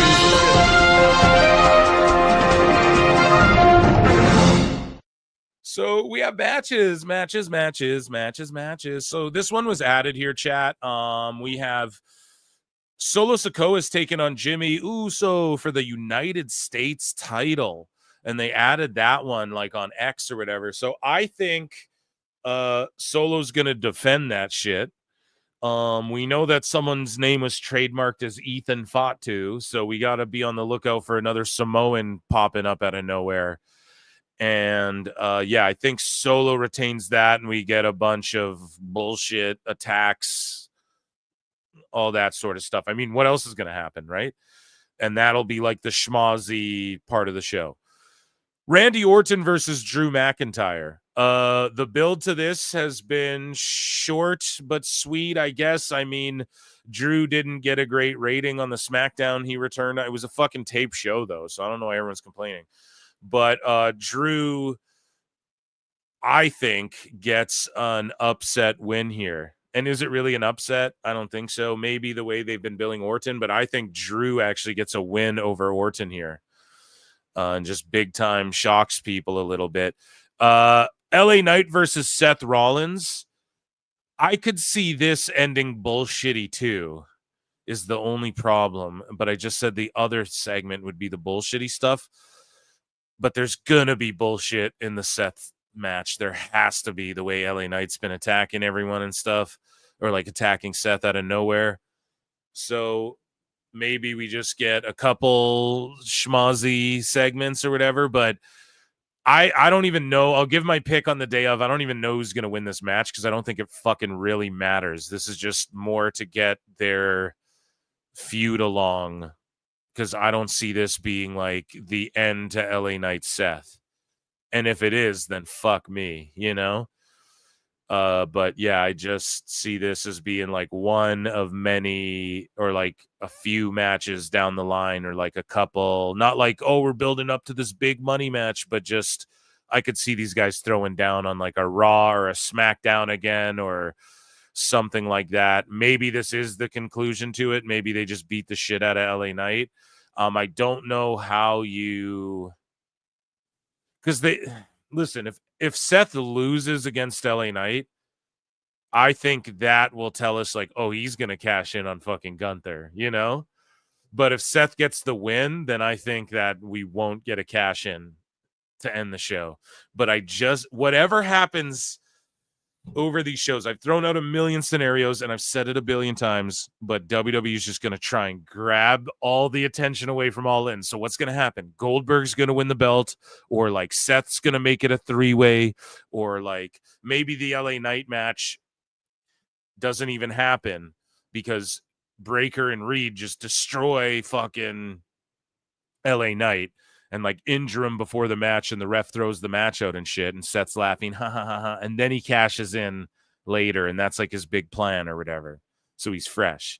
It's gonna be something, even if it's like Seth cashes in, Goldberg spears Seth, jackhammers him, Gunther fucking lariats Goldberg, pins Seth. Like, no matter what happens, they're gonna do something to steal the fucking all the talking points away. All right. The Rock comes back and stares down Goldberg or something, or like somehow whatever fucking happens. Okay. It's going to make headlines. So I'm excited for that aspect of it, but I don't know. I'll go out on a limb and say Seth wins, or it's like a DQ or like some schmozzy shit. And then I'll say that Goldberg fucking gets the strap, even if he drops it from a cash in, like right after. Goldberg gets that gold, dude. in Georgia. Georgia. He's going to get the fucking gold, dude. And they're going to trigger the IWC, and all the sickos, instead of saying, oh man, the Bucks just ate it up with and left no crumbs with Swerve and Osprey, they're going to be like, can you believe WWE and their corporate greed? Goldberg, can you believe they put the title while AEW's had Osprey win a match or whatever the fuck? And they're just going to be talking about WWE. And that's the point. They steal the headlines. They're going to steal the attention. The algorithm don't know what it just knows that you're saying WWE, whatever.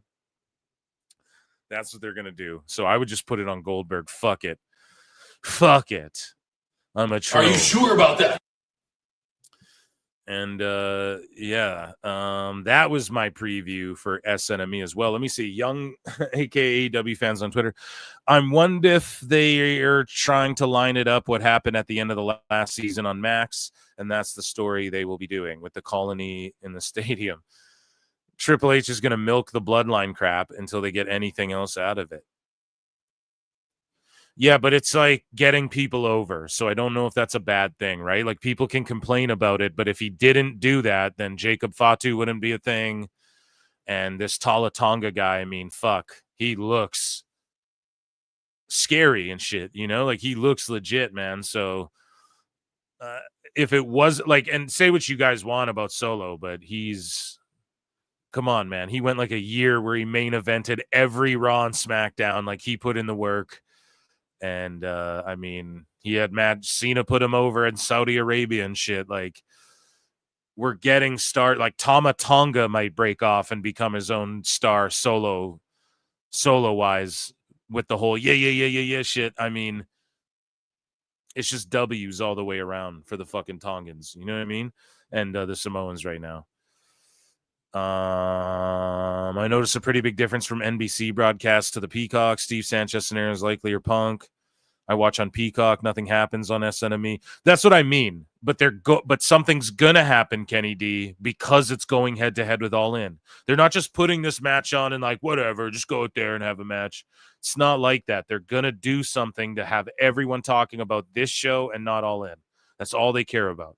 We just read that dirt sheet report saying what I've been telling you guys for the last fucking 2 weeks. Dave doesn't understand a 24-hour media cycle, news cycle.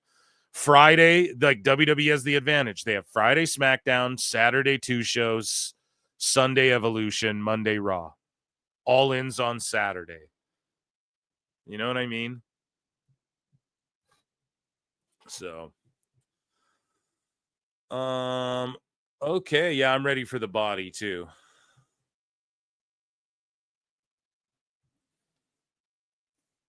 He's taller. Goldberg retiring with the belt, with the heavyweight belt, is poetic and a nice farewell, but I believe Gunther will win. Yeah, I could see well, yeah, I predicted Goldberg wins, Seth cashes in, and then you just steal the fucking headlines. Retirement ceremony with belt on Raw. Seth cashes in during it. Now that's another thing right there, right? Goldberg has expressed, hey, I might do more dates. And I said that too. Well, what could they do on Raw? The cash-in could be on Raw, though. And Goldberg could make it out with this title. And you'd steal the fucking headlines. Everyone in Meltdown. Then on Raw, Seth cashes in on him. Right? Takes the title. Breaker spear, Bronson Reed splash. I mean, fuck, man, it's right there. You break the internet 2 days in 4 days, 2 times in 4 days, you know? Anyways, we're Fantasy Mark Booking. I'll give us an X-Files, and that's our preview for that show. Get around to it.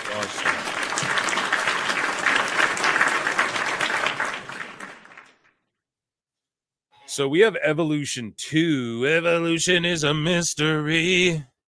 It's a change that no one sees. It's a change that Meltzer doesn't see. It's a change that sells 5,000 seats. Yesterday, so long ago. But not if you're Time Cop. Okay, so let's head over here. Let's take a look here This has been a fun run-in, guys. I'm having fun. You guys wouldn't even believe what I did. I woke up. I made a boot. I have one of these like giant boots that I drink beer out of, Das Boot. And I made like a boot. Well, my wife made a boot full of like iced coffee for me and got me a soda water. And she made me a fucking cheese quesadilla, dude. And I texted her at like 3 a.m. today. And she's sleeping, but I'm up like working. And I text her. I go, babe, when you wake me up, make me a cheese quesadilla and get me lots of coffee. And she fucking did. I don't know why. I was just craving a cheese quesadilla. We had the ingredients, right? So I'm like, make me one of those, please. She did it. It was fucking so bomb. I woke up so well. So Rabid Wolverine LC Killer 17. I want Goldberg to win to see JD and Sala Monster cry like a baby. Dude, you know what we didn't cover on this show that we're gonna like some other time? Dax Harwood like completely going off on JD like a month ago. I completely missed that, you know? Not that I'm like, fuck JD or whatever, but you guys know, right? He's a prominent voice, and we talk about prominent voices in the IWC here in the PWT universe. But yeah, man, I want to see people crying as well. Great wife, pal. Yeah, the best, really the best. Northern, I've seen people dog crap the one who plays Ellie. Okay, we're getting into Phil Marks out stuff again. Miss Marks is a saint, she is. Rabbit, a part of me wants that too. Detective guy, what are you talking about? Okay. It's a PLE that no one will see. Prominent voice, woof. I mean, he is, dude. I mean, shit, I'd love to get his numbers. I think one day we'll get there, but I'm over here now. First I'm over here. I started over here, but eventually I'll be over there now. Oh, go. So, okay. We have an updated evolution card. So let me see. 2, 4, 6, 7. And then we have 7 right here. So perfect. It's the correct amount of matches matching on both Wikipedia and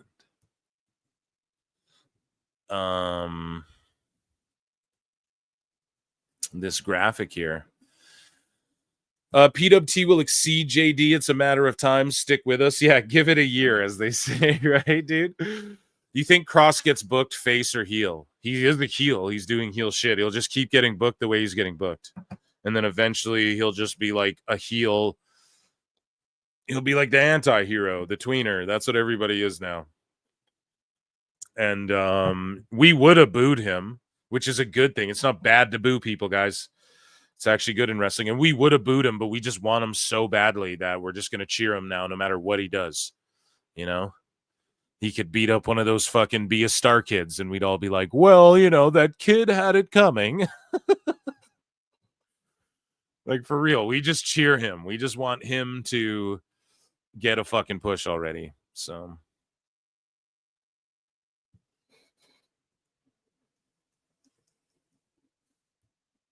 okay.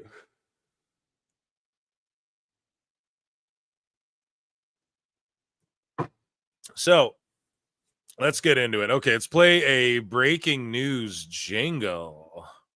Because you know what they say. Poor people don't like AEW. And we'll play for the ladies, we'll play a very special. So Evolution is a mystery. It's a change that no one sees. Yesterday was so long ago. I see the lines in the sand. Evolution. I can't remember all the lyrics, but let's start from the bottom and work our way to the top. We have the Evolution Battle Royal. 15 names have been named, and there it will be a 20-woman Battle Royal. Okay, that's been confirmed by Nikki Bella on some news program. I think Seacrest and Ryan and Kelly or whatever, right? who are the 15 participants in the Battle Royal at WWE Evolution 2 this Sunday? So I'm going to read you the names, and then we're going to speculate on who the 5 people could be, the 5 ladies that join the Battle Royal. So from Raw, we have Nikki Bella, we have Stephanie Vaquer, we have Natalia, we have Maxine Dupree, we have Ivy Nile. Okay, so that's 5 from Raw. From SmackDown, we have Zelina Vega, Julia, Candice LeRae. 3 from SmackDown, actually Nia Jax, so 4 from SmackDown. Then from NXT, we have 6 names announced: Jada Parker, Lola Vice, Kalani Jordan, Lash Legend, Izzy Dame, Tatum Paxley, and Nia Jax. Now, there's 5 names that are missing, right? People are like, oh, it's going to be legends and shit. Now, could I see it being AJ Lee? I could. Could I see it being Brie Bella? I really could see that. Could I see it being Tessa Blanchard? Allegedly. Could I see it being Masha Slamovich? Allegedly. Could I see it being La Hiedra? Allegedly.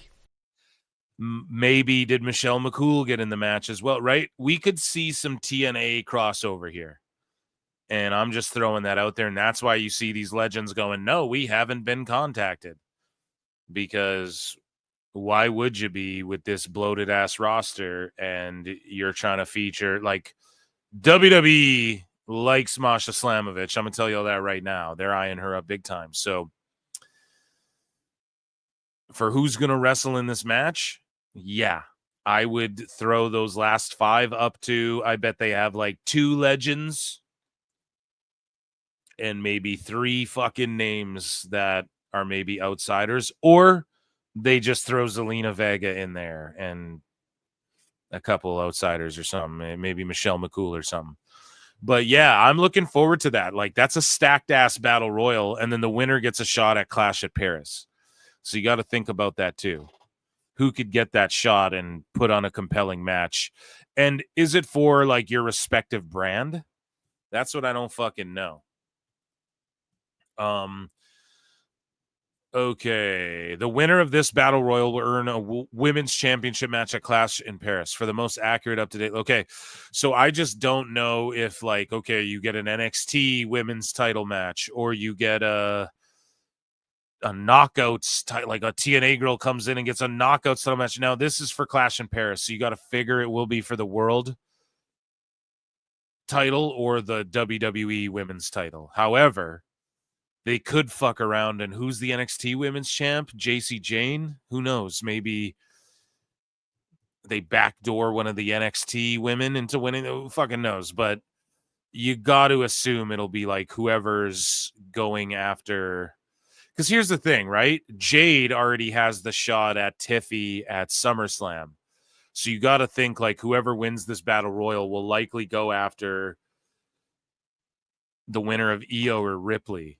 Even though it's at Clash, I just don't see them like they give all the big matches to Tiffy. Like she gets all the she gets Clash and SummerSlam, or is like they're giving Tiffy the bigger SummerSlam and then maybe Io versus like Julia or some shit at Clash in Paris. Maybe Io versus shit. What were the names we just read? You know, whoever's in this thing, I don't know. She could put on a great match with anyone.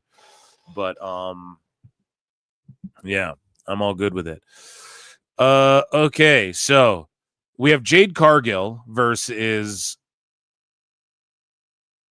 Trinity Fatu, Naomi, in I think it's a street fight or a falls count anywhere or a no holds barred or whatever the fuck, no DQ or last woman standing or some shit. Again, we're going to see Jade come out on top here, but it doesn't hurt Naomi because she will still have the briefcase. So we're going to see Jade, like, you know, put her through some tables or big boot her off the fucking stage or hit her finish off of something through like a crash pad or fucking you know, something's going to happen to Naomi. She's going to get beat. Doesn't matter because she still has that briefcase. And I think when Jade gets that title off Tiffy at SummerSlam, and then Naomi could cash in or even make it a 3-way, or I just see Naomi cashing it on Jade and getting that strap one last time before all is said and done. Or Naomi cashes in and fails and then gets a match against Jade, then Jade beats her, whatever. Either way it works. It's not like they need to jumble the belt all around, but I could see Jade like just not like Naomi cashing in at SummerSlam, Jade barely not getting the title, Naomi having it, and then Jade having to chase her after she thought she's finished with her after this match. Right? That's the compelling storytelling I want to see. Or as far as like that's not the nuances to the story, right? But that's the beats to the story. That's like where we're going. That's the vision, the long-term plan. We want to get to this match, and then we'll obviously fill it in with how we get there. But that's like the motivation and all that shit. So I'm down, and I think Jade wins this thing. We have the 4-way women's tag match. Now, we do have the participants. The Judgment Day, which they're just being called the Judgment Day. Raquel and Roxanne. And then we have Charlotte and Alexa. And then we have Zaruka. They're becoming known as Zaruka, Zarya and Sol Ruka. Then we have the Kabuki Warriors, Asuka and Kairi Sane. Now, I'm glad Asuka and Kairi are back together. I like Kairi and Io together a bit better. That's just me. But either way, it's all good. Here's the problem. You have Bliss, who just returned, Charlotte, who just lost the women's title feud. You have Sol Ruka and Zarya, who clearly aren't going to win this thing. And then you have the Kabuki Warriors, like Asuka just returned. So did Kairi. So who do you have win this thing? I think the safe bet is the Judgment Day just make off with the titles. They stay draped in gold, all of them, because, right, Balor and JD got the tag titles back. Dom is the IC champ. You have these ladies with the tag belts. I just say you continue this reign until Liv comes back or whatever, you know, whenever it makes sense. I just think you have the Judgment Day escape, and you just keep building up Roxanne to eventually she's going to feud Liv, and then Liv will turn babyface, and then Dom's going to choose, and da-da-da-da. It'll be good shit. Io Sky versus Rhea Ripley. Man, this card's fucking stacked for a women's card, dude. This is actually, I'm excited for this shit. Not even one part of me is like, oh man, it's fucking all women. Oh, terrible. That's terrible. I hate women. I shit on women. Yeah. I puke on them. I don't actually. This is jokes, guys. That's what Vince would say. I'm parroting Vince. So, yeah, this tag match, I say Judgment Day makes away with the title. Sorry, guys. 3-way IC title match. Pourquoi? No, I get why. You want to put all the women's titles that you can on the line on this event. But the IC title here, Becky's got it. I just don't see why it would change hands. I think these three will end up putting on a really great triple threat, even though I'm kind of boo-booing on it right now.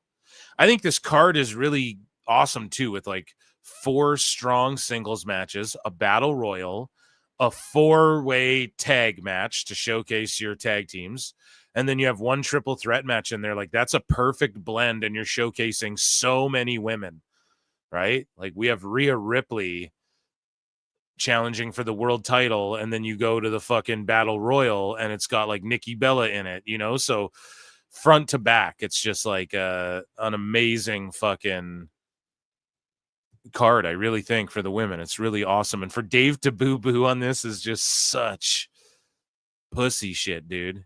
Dave has more sand in his vagina than all of these ladies combined. After a day at a fucking Saudi Arabian beach. Okay. Over this card, man. So anyways, though, not to get sidetracked on Dave again, we cooked him enough. I'm trying to think, like, I could see, no, they're not going to jump. They're not going to hot potato this belt around. Becky's going to keep it. And then at SummerSlam, we get like a bigger match where like Lyra wins it back on a bigger stage or something like that, night 2 or something. Bailey's sort of just whatever. I mean, she just keeps showing up at every show looking thick as fuck. And I mean, that's what's keeping her mostly talked about, you know? And I'm not trying to like minimize her in any way or objectify her in any way, right? I'm just pointing it out. Like her outfits are going viral, and otherwise she's sort of like the throwaway, like the third wheel of this story. But it is what it is. So I don't see her scooping the belt, right? So it's got to be Becky. I don't know. The build's been like pretty decent. I'm not, you know, Lyra's whatever for me, but her promos are where she gets the most heat and where people have gotten behind her. And I'm not on Jonathan Coachman's camp saying that she's like the worst promo ever. And obviously they're trying to get her over with all this. So I'm just trying to think like, does Lyra pin Bailey or something? But I just don't think it happens here at this show. I think you want to keep that belt on Becky, although it was announced that they're in pre-production or they're about to start filming some fucking TV show that Becky Lynch is on. When do they start? After SummerSlam, I bet. So I think that's where she'll drop it back to Lyra. And hopefully they do it in a cage match or something. Give us something fun at SummerSlam. Give us like one cage match or like one stip match. You know, that's like a throwback. That's what I'm asking for. Bring back the old black bar cage. That'd be fucking cool. No. Evolution is a mystery, and we have JC Jane defending the NXT women's title against Jordynne Grace. I could see this belt flipping here. I could totally see this one flipping here. So I have a title defense in the tag match. I have a title defense in the IC title match. You guys already know with Tiffy and Trish. Tiffy already laid out what's going to happen. First, I'm fighting Trishy at Evolution, and then I'm fighting you, Jade, at SummerSlam. Like, we already know what's happening there. So she's defending. I think Io might defend as fucking well. And I'll tell you, but here's the thing. Rhea's never beaten Io, I don't think. And so this could be where she finally snaps that because she's the dominant. People want to try and go Rhea Hogan. But like, nah, Io's always had her number. So this could be where she finally snaps that. And she's a big enough star where I could see that, man. But also, I could see Io just retaining this thing. Because why not? Again, like, are we trying to flip around a bunch of titles? But they are trying to steal headlines. So I'll say this. If we get like AJ Lee on this show, then Io's keeping that belt. They don't need to do anything extra extravagant. But if there's none of that and it's just like, oh, Tessa Blanchard, maybe like a couple TNA people, and it's like, oh, come on now, Phil. We were promised Gail Kim by Awful. If it's something like that, then and there's like nothing, then I could see Rhea winning it just to grab headlines. But I think Jordynne Grace, to bring it back to her, and I just predicted the other matches pretty much. Tiffy and Trish, zero build. But listen to the reaction Trish got on fucking SmackDown or whatever. She got like the hottest reaction of anyone on that fucking show. So that's why she's doing this. And she can still go, you know?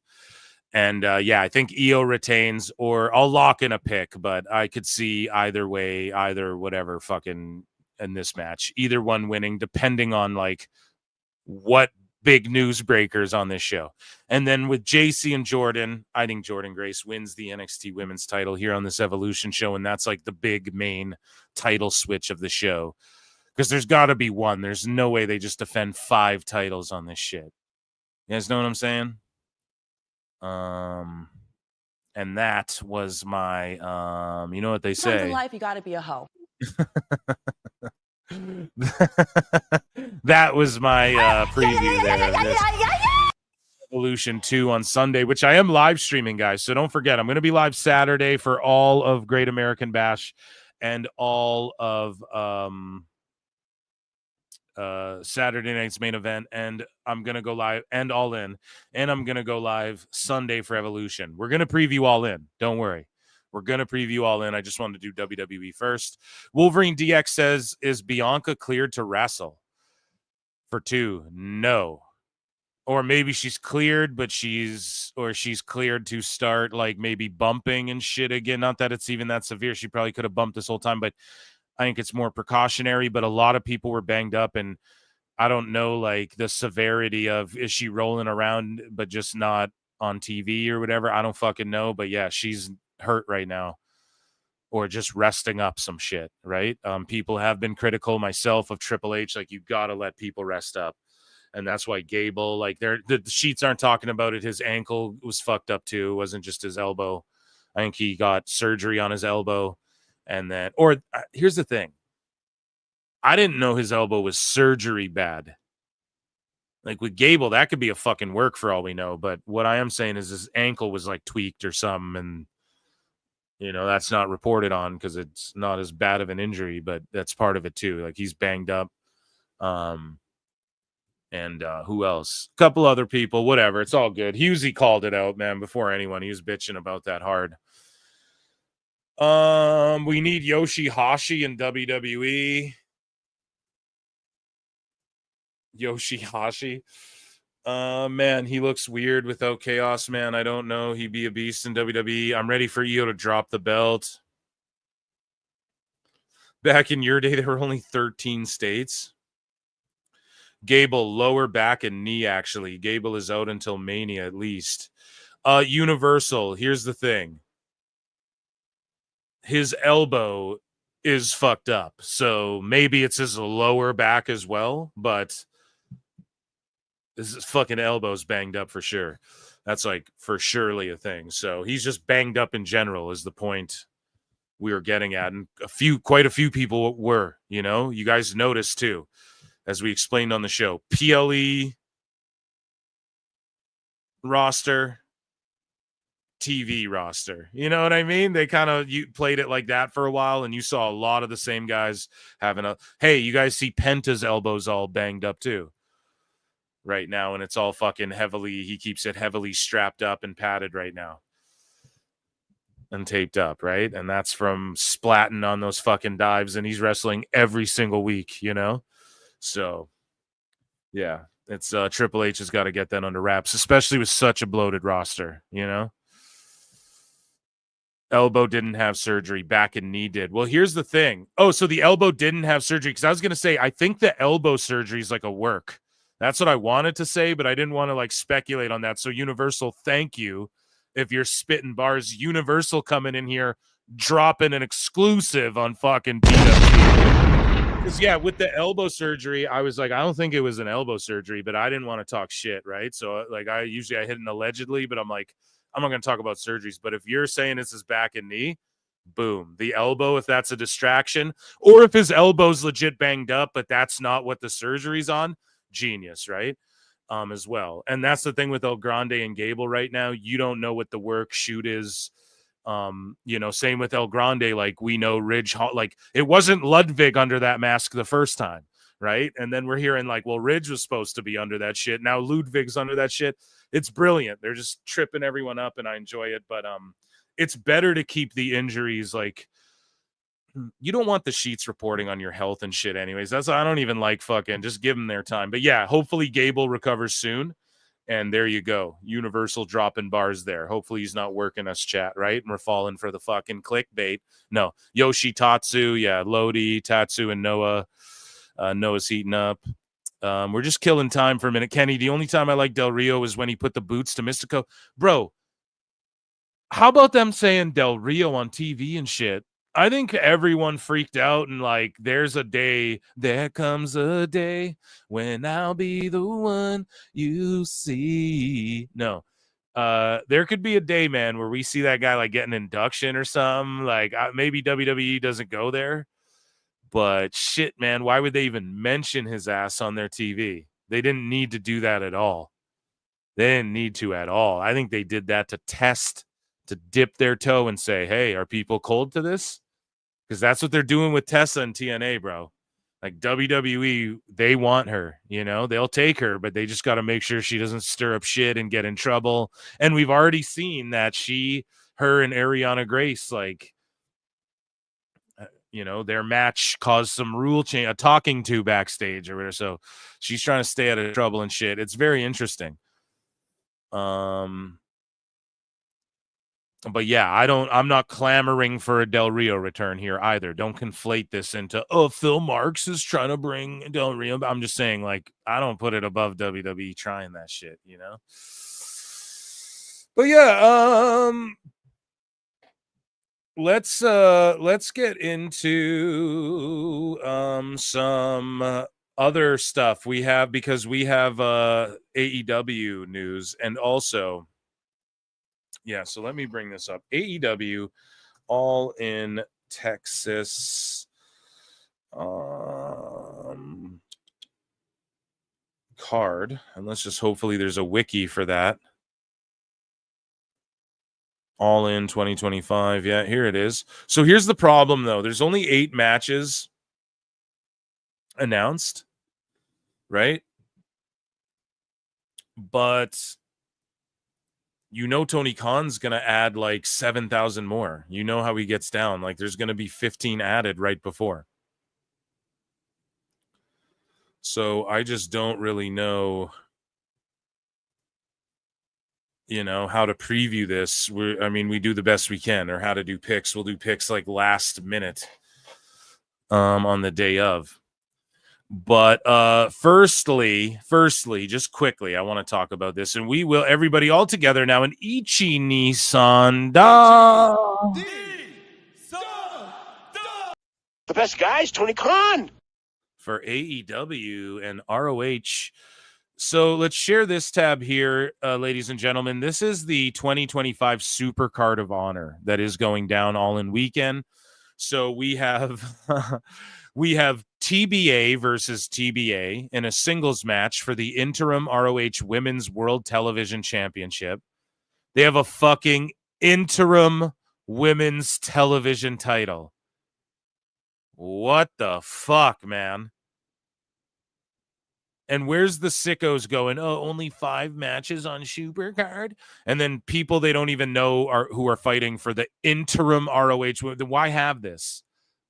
The reason you do an interim is because there's a clear fucking person who should fight for the title or be the champion, but the champion's unable to defend the title, right? But it's not bad enough to where you have to strip them, right? And so you crown an interim champion so that somebody in the interim, and typically it's clearly cut and defined, okay? And yes, there can be a tournament to determine an interim champion, but like, what the fuck? You don't need an interim women's television title. Just don't have the women's television title around for a bit. It's crazy. So Nick Wayne, the ROH World TV Champion, is taking on Titan. So this is just half a CMLL show. Pure Wrestling Rules match for the Pure Championship. Lee Moriarty versus Blue Panther. So how long have those two guys held these belts? A tag team match for the ROH World Tag Team Championship. The Sons of Texas, Dustin Rhodes and Sammy Guevara versus the Infantry. Captain Sean Dean and Carly Bravo. So again, like 2 guys, I'm pretty sure they've already lost to the fucking Sons of Texas. And then we have a singles match for the women's world title, Thunder Rosa versus Athena. I'm not laughing at them. Neither of them are on this fucking show, dude. Like, how does that happen? How do you parade Athena out there? And I called it. Oh, come on. That's not very fair, Phil. When I made fun of Conrad Thompson showing up in his fucking blue sweater looking like a blue chew himself. Come on now, Eric. And he's promoting StarCast, and they parade Athena out there to promote All in Texas. Meanwhile, she's not even on the fucking show. Chat me up about how that's a bunch of bullshit, Phil Marks. What the fuck, man? What the fuck? How do you parade her ass out there to promote this show, have her show up then she disappears, then she's from Texas, then you have her show up at your goofy fucking tournament, she loses, and then you have her not even on this show in any capacity at all in. and she's on this super card of honor shit, and she's on this long run, and everybody's like fucking call her up or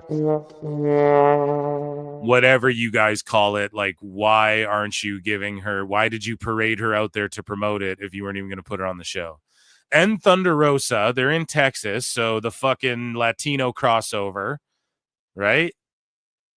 And they're not even capitalizing on that either. Well, I guess they're in Texas with it, but it's like for All In, though. That's your biggest show. People like Athena and Thunder Rosa. What the fuck?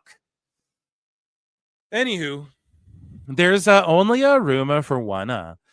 So, yeah, Athena versus Thunder Rosa. Okay. And then what if Thunder Rosa just beats Athena? Is that the time to do that? Or do you like just continue Athena's run? No. And then you have Bandito versus Konosuke Takeshita for the ROH World title. So Takeshita, who's on Dynamite every week, and Bandito, who's on Collision every week, and they're just going to fight for the fucking ROH World title that I bet they put on Takeshita at Ring of Honor here. So there you go. There's the preview for that. Super card of honor. Chat, what do you guys have to say about that? The worst booker is Tony Khan. That's a rough card. Tony Khan would have left the Von Erichsen Freebirds off an 84 show in Dallas. Oh shit. Does ROH even have TV period? Mooses or wild beasts? Yes, indeed. Especially here in Alaska. Sons of Texas versus sons of bitches. What the fuck? Oh, man. Take a shitta. See, I don't call him that, dude. It's Takeshita, all right? Relegated to ROH instead of All In. There's a fall from grace. They probably put Rosa and Athena in that garbage gauntlet match. Yeah, but that's fucking bullshit. They duke it out for the ROH title, then just here's them in the gauntlet. It's fucking terrible. So we don't know what's going to be on the 0 hour yet, do we, either? This is the problem. This is the problem here with this whole fucking thing. I need to hydrate. It is hot. George, that was a fake review of Shark Sandwich, and you know it. I feel for y'all watching that show, y'all. AJ Big Boom's gonna be there, dude. Taking on the Callis family. We know that. Soda water. Yeah, that's true, dude. Pina colada. Have you guys ever seen the movie Club Dread? Broken Lizards Club Dread. It's like the guys who made like Super Troopers and shit. They made a movie called Club Dread. And one of the premises is like the guy who runs the island, he invented a song that got stolen, and it was like Margaritaville or whatever. And that was stolen from him. And his version was in Pina Coladasburg or whatever, right? And so I always drink pina coladas and I fucking sing that song. And if you like pina colada, but yeah, a lot of people, when you go, like when you're in public and you say to a table like in Pina Coladasburg, like a lot of people are like, what the fuck are you quoting? But Club Dread, it's a deep cut. Pina Coladaburg, yeah, dude. Club Dread is a fucking class. Yeah, dude. Steve Sanchez knows what's up. Yeah, it's a great movie. Piss on that. I'm taking my machete. You guys got to go watch Club Dread if you haven't seen it. I promise. Watch that shit tonight. It's so good. I want Private Party as a part of Street Profits. That's racist. No. What old pay-per-views or indie shows is Tony using to make his personal dream matches? I don't know. And that boy was me. Yeah, and that boy was me. Oh, God damn it. Go and watch that show. Or that movie, rather. I know what's on 0 hour. Okay, Universal, what's up? Fucking, where are you? What's on there? Do you have a list that people are not privy to, or is it on X or something?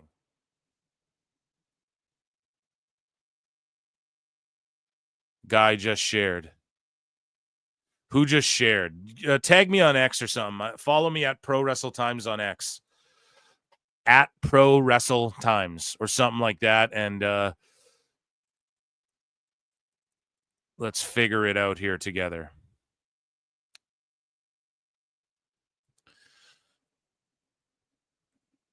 Universal is Dave. Welcome. Yeah, we got a new mole here. DM me, Universal. If you're dropping fucking bars, let's go. No.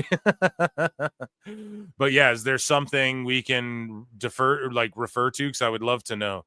And I'm just chilling for a minute. I mean, I do got to leave. I got to go see this movie in like an hour. But I mean, we're going to chill and hit up an all-in preview show here before we get out of here. But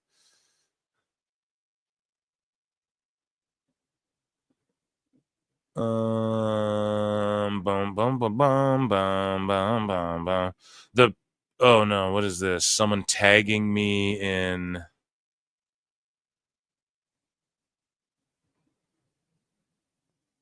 something. Oh yeah, they're just tagging me on hot news about what Nick Aldis had to say. Okay, I don't know. We're not getting it shared here with us, so it's all good. Universal, you're still a cool guy. Welcome. What is this video John Draper's dropping here? Let's see. Oh, okay. What is this? Who does this? JD from NY going off on Sean Sapp. Expect him to get a phone call. How dare you? Yeah. Okay. We just roasted Dave's ass. Okay, Ricochet's freaking out again.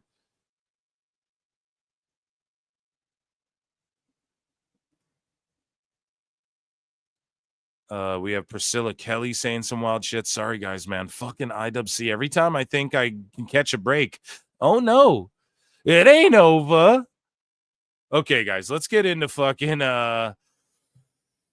Yeah, Universal, he dipped out. He told us he knew and he didn't pull through. That's all good. It's all good, you. We still love you, dog. So, okay, let's get into, we'll drop another Ichi Nissan all together now this time, okay? All together this time, okay? We can't fuck around. Ready?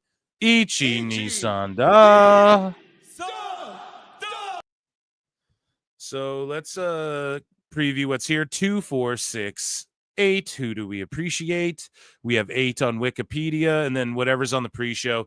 I assume that the pre-show will have like legitimately 5 matches on that shit. I wouldn't even be shocked, man. They're doing like a 2 or 3 hour pre-show.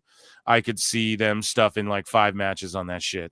So we'll, I guess, react to those on the day of. We have people in the comments saying, is Edge hurt? You know, I don't know what's going on with Edge. I don't know if he's cleared. I don't know if he's hurt. I don't know if he turned down what they pitched him for All In. I don't know why Christian Cage isn't on this fucking show fighting Edge or something. That should be the match. I have no clue, but listen, I don't think Edge is in AEW that much longer. Again, I don't want to sit here and be that fucking, I'm not trying to dirt sheet everyone up, but I've been talking this shit for like a year now on this show, okay? I don't know if he's like really vibing with everything. Like he puts it, he's like, yeah, it's a good job and all that shit, you know? He doesn't sit there and blow anybody or blow Tony. He doesn't get in any drama. And his injury time, I think, might have frozen him up. But I know that when they froze Phoenix's shit, you had people looking at contracts, man. Britt Baker's one of the people I threw out there. Look at what all the speculation is now about her and everything. She's trying to get out and all this stuff, right? It's because I think that Ray Phoenix stuff freaked some people out. People with, you know, the people who were actually stars in the biz, some of them, and Edge being one of them, like, hey, oh, guys, could they do that to me in my contract? You know? So who knows, man? I don't even think he'll be there that much longer, to be perfectly honest. So we start with the women's casino gauntlet match. I don't know who's all in this fucking thing, so we can't even really predict. I think we will see like Mara Sade or a Priscilla Kelly or one of these names, but just like maybe not Priscilla Kelly, but just one of these folks who are recently released, but they won't be signed on full time. Okay. They won't be like a full-time AEW Ring of Honor person. They'll be like a one-off. And then I could totally see like Giovanni Vinci or something showing up in the men's casino battle royal or the gauntlet, right? MJF versus Mystico versus Briscoe. Those are like the three main guys in the gauntlet match that it's sort of built around, you know? And because of that, I feel like one of them has to win it, but it's Tony Khan. So yeah, I would have Darby come back and win this shit just out of the blue, the way we fantasy Mark booked it. But again, we don't really know who's in either of these matches, so we can't really predict or talk about them. And the build's been shit. The build has been, hey, Mark Briscoe and MJF are feuding, and they're both in this gauntlet, and no one else has stated why they want to be in it, what it means to them to be in it. You know, hi, I'm in here. Hey, what's up? How you guys doing? I'm here now because it looks like you're. Yo. Hey, how you doing, buddy? And guys, joining us on the show is our guy JJ Alexander. Round of applause, man. How you doing, my good friend? I am so blind right now. Everything is a blur. I had to have the wife help me like log in. They just gave me injections in both my fucking eyes again. So I'm like, everything is just like a blur. Man, speaking of a blur, this casino gauntlet match also joining us. Awful Wrestling just in time for the main event of the evening, ladies. My man. What's going on? Can you hear me? Yes. Yeah, I can hear you, buddy. Yeah, talk awful so I can Let's talk. How about now?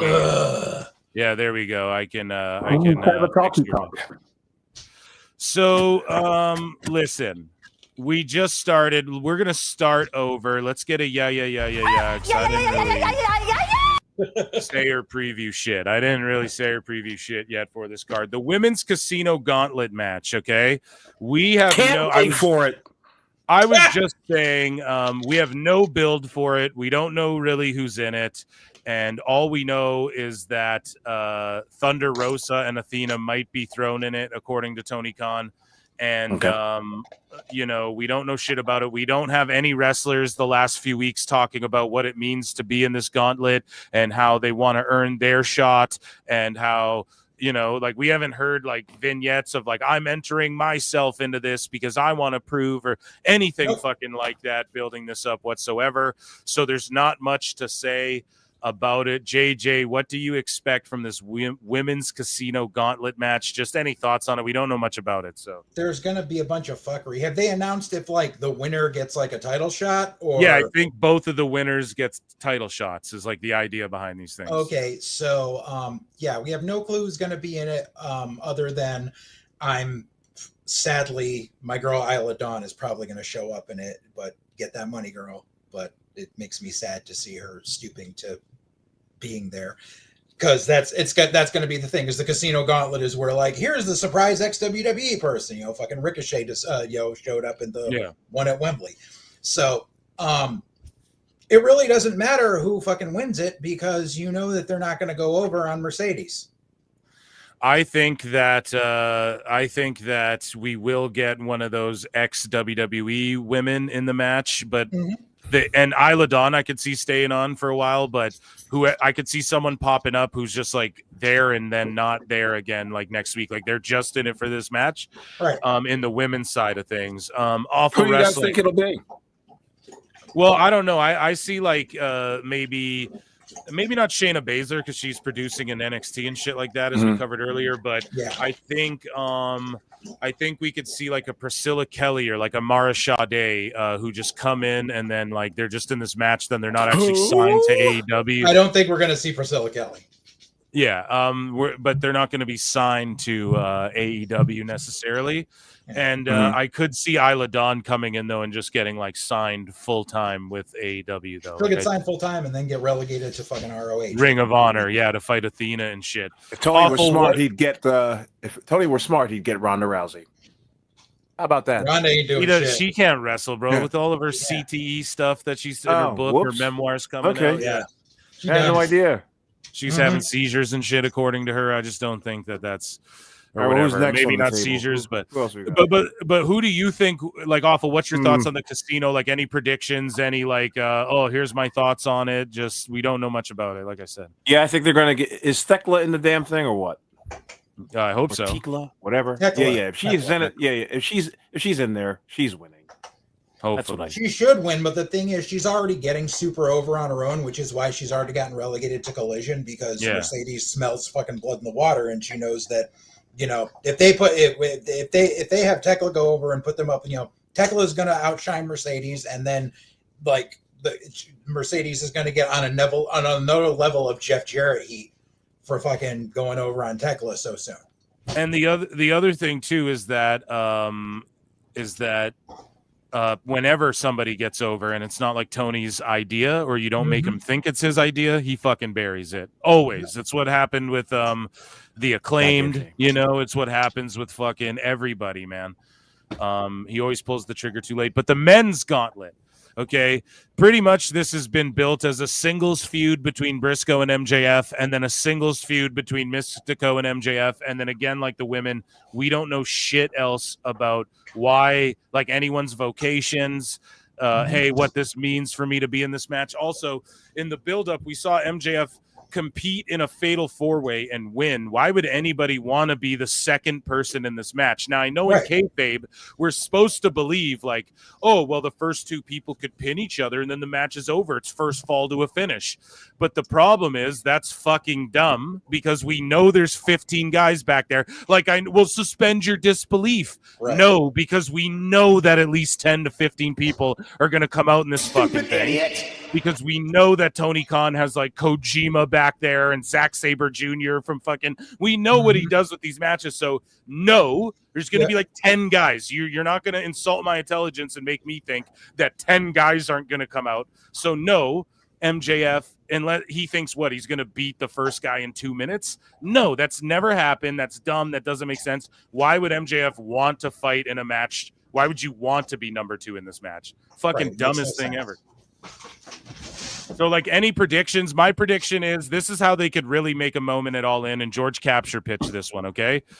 Darby Allin shows up as the final entry in this casino gauntlet. He just throws his body at everyone. Coffin drop, hit you with a chair, hit this guy, blah, boom, boom, boom. Pins someone, wins it. End of the fucking show. Moxley beats Hangman, and then Darby cashes in right at the end of the show and fucking pins Moxley, and then they end on this big. I originally predicted that. But hey, listen, you can say that, Awful, but here's the thing: what else? And we talked about it earlier. Unless they bring out Brock Lesnar, what the fuck can they do to like have everyone go, "Holy shit, I didn't see that coming"?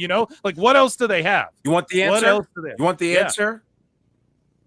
You present Darby at the end of the show. Don't have him win no goddamn casino battle royale or whatever. I understand that you guys want to see a new champion in place, but Moxley's winning, and then it's going to be the specter of Darby Allin showing up to be like, "You're next, motherfucker," or whatever the fuck he says, and that's how you get off the show and go to the scrum. Didn't it get just released like 2 days ago that Darby got fucking hurt in like a car wreck or something after he got back from Everest? And that's why you just have him sit there. Yeah. So I think that was the plan, but I think now Tony has to fucking pivot because Darby's fucking hurt again. Yeah, that guy, man. He's got to. And where does this leave Hangman, by the way? He doesn't give a fuck. Hangman doesn't care. We already heard this story. Him and Ospreay are like, "Oh man, you win the belt. No, you win the belt, bruv. No, you win the belt. I insist. You win it." Like none of these guys want to take the ball and run with it, and that's why I at least appreciate Mox, because he at least will fucking step up and carry the ball. He's like, "I'm going on vacation," and then they're like, "Well, Tony Khan's like, well, I fired CM Punk. Okay, fuck it, I'll come to work. Like, at least he takes the ball and carries with it.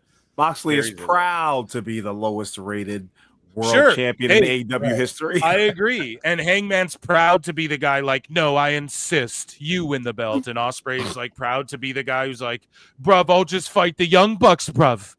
Yeah. Like, it's silly, man. It's really silly. Yeah, it doesn't matter who wins this shit because because the Darby plan has pretty much gone to shit. I'm still of the belief that we're going to get that stupid fuckery with Ospreay and Swerve inserting themselves into the main event after they become the new EVPs. You think that, but that's like heel shit for them to do. No, because they're going to be like, we fight for the people, so the two of us are chopping in, so that way Moxley has less of a chance of retaining. And then they help Hangman. But then how do you explain it on Dynamite? Tony Khan comes out. You're no longer the EVPs. I'm actually with the Elite. And we usurp you with power. I'm evil. You know what the problem? I mean, that's going to happen anyway. You know what happens? You know what the problem with that scenario is? If Will Ospreay and Swerve Strickland win, that means it's resolution. There is no tension. But if they lose their match and they don't get to wrestle for the championship for a year, you have at least something to write. What are you going to do? Like, are Will Ospreay and Swerve Strickland going to be babyface EVPs for the next year or whatever the hell? I don't see happening. No, I don't see it happening either. They're going to lose. Unless that happens, but then, like I said, Tony Khan comes out on Dynamite and turns fucking heel. Do it, Tony. Do it. Give me the whole content. angle is just trash anyway. Like, let's call it spade here.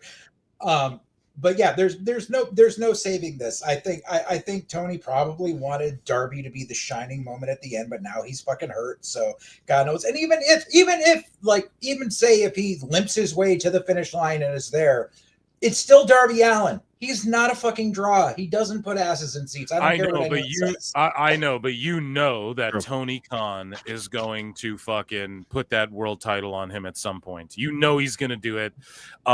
Here's the other thing that's crazy. No Samoa Joe on this fucking card. How does that happen?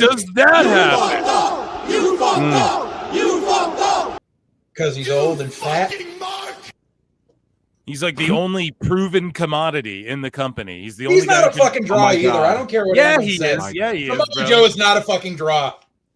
Yeah, he is, dude. You look at anytime he's on, he does their better ratings, for AEW. And when he's in the main event against Mox, they draw. When he's in the main event against Mox in a cage, they do a 5,000 seat house. When Moxley's in Cincy, his hometown, is the hot heel champion defending against whoever the fuck last time they were there, he draws 1,200 tickets.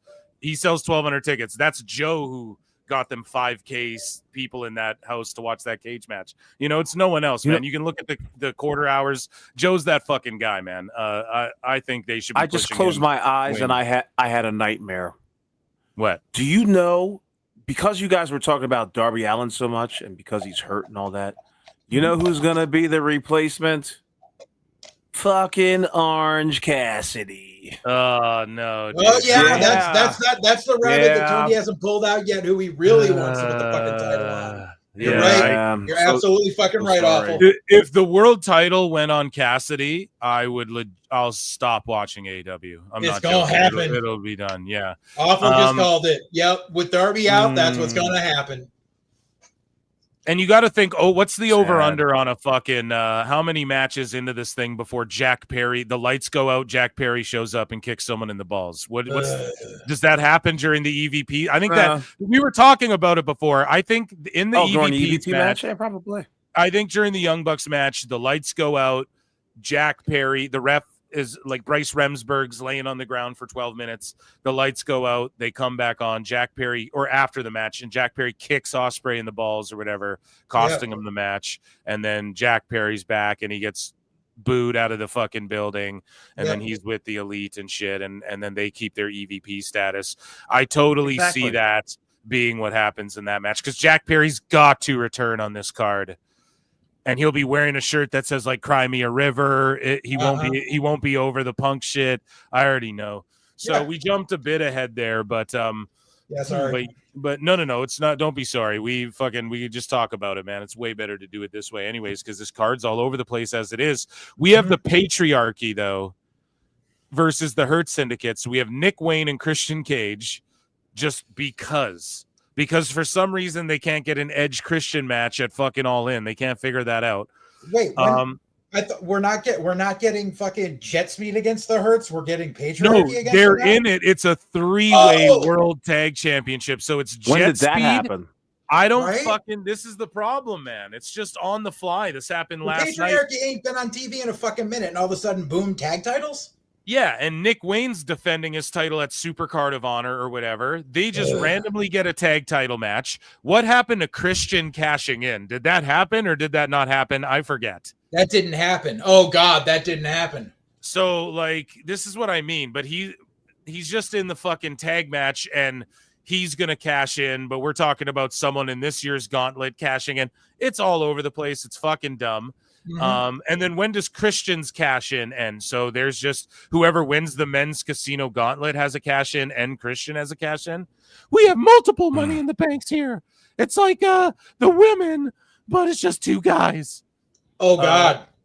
But yeah, anyways, though, the patriarchy are just thrown in the shit. Imagine this. You have fucking you have Lashley and Shelton Benjamin and MVP in your company. And the best you got for them is defend the tag belts against Kevin Knight and Mike Bailey and Nick Wayne and Christian Cage in a last minute thrown together 3-way. You don't have a fucking Samoa Joe versus Lashley in one of those MMA shits they did with Wardlow and Hager or whatever. You mean to tell me you can't? You don't have fucking Joe versus Lashley for the whatever title? Like how?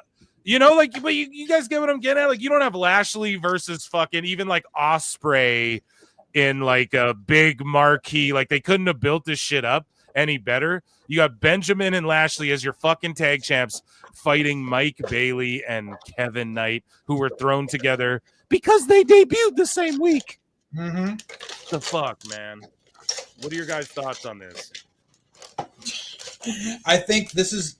I think this might be a sneaky way. They made it a 3-way. This will be a sneaky way for them to take the fucking tag belts off of the Hurt Syndicate without them getting pinned, because they're too over, and there is no tag division now that's worth a damn. Right.